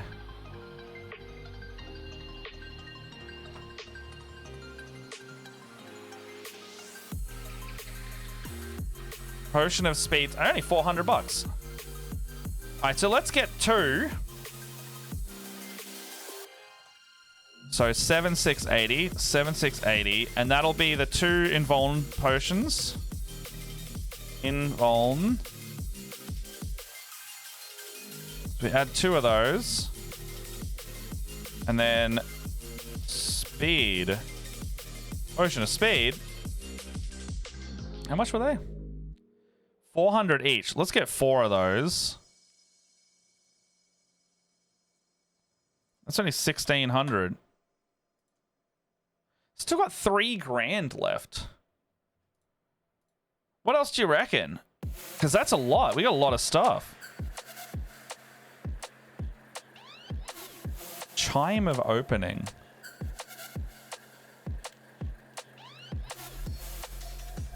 We've already got 1 alchemy jug. We don't want to have too many. Chime of Opening.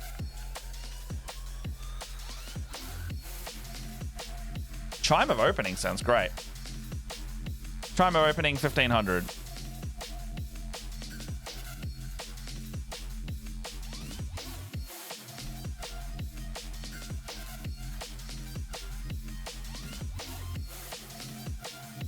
Yeah, I know. I'm sorry. All right, Lockie, you can choose the last 1700 gold. What do you reckon?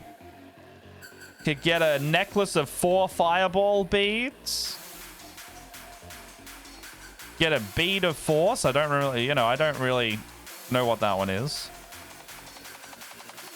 Could get a javelin of lightning.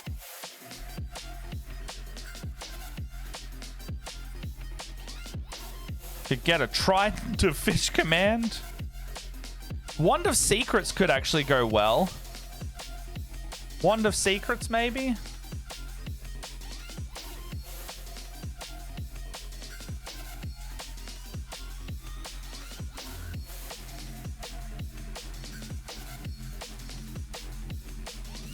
Yeah, what do you reckon about a Wand of Secrets?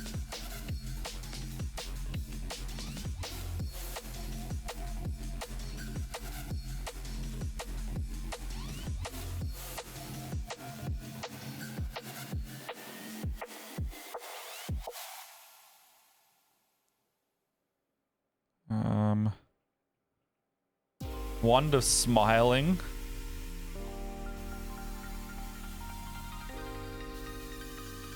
Oh, is it Wand of Smiles? Yeah, Wand of Smiles. I mean, I can also just... I didn't realize that wasn't... Yeah, you can get... Let's do both.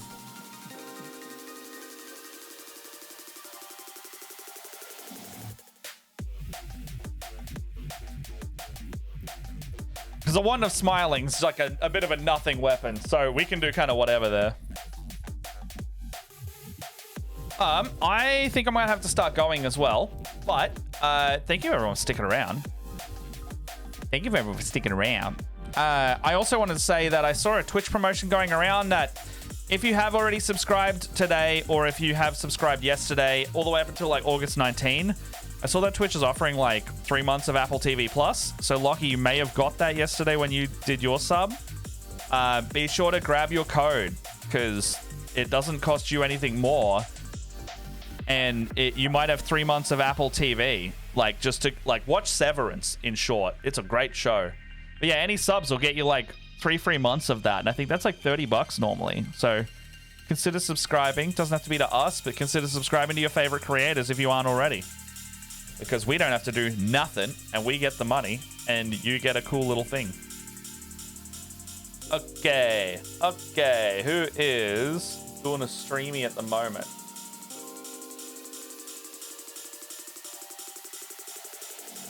I can see.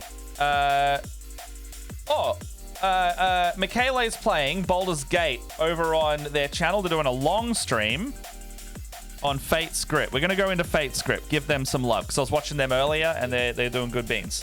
Michele is doing a really long stream today, so make sure that they're doing it. And it looks like they are at the Druid Grove. This must be a new... Wow, they've been streaming for like 7 hours, 40 minutes. So let's go show them some love. All right. I will see everybody tomorrow morning for some painting. It will be the solo edition. It'll either be painting or building some stuff. I might keep going on with this really big dragon I've got over there. Or I might keep working on Karlach.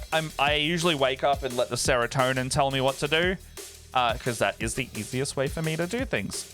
So, let's go over to Fatey Grip. Take us over there. If you're still sticking around from the raid from earlier from Phoenix Awaki, thank you for sticking around. I hope you had a good time with our ramblings. And I hope to see you around here more.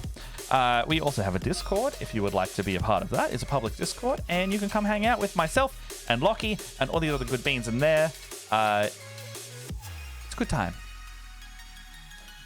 Let's go take our good beans over there, and I will see you tomorrow morning for some painting. Bye bye.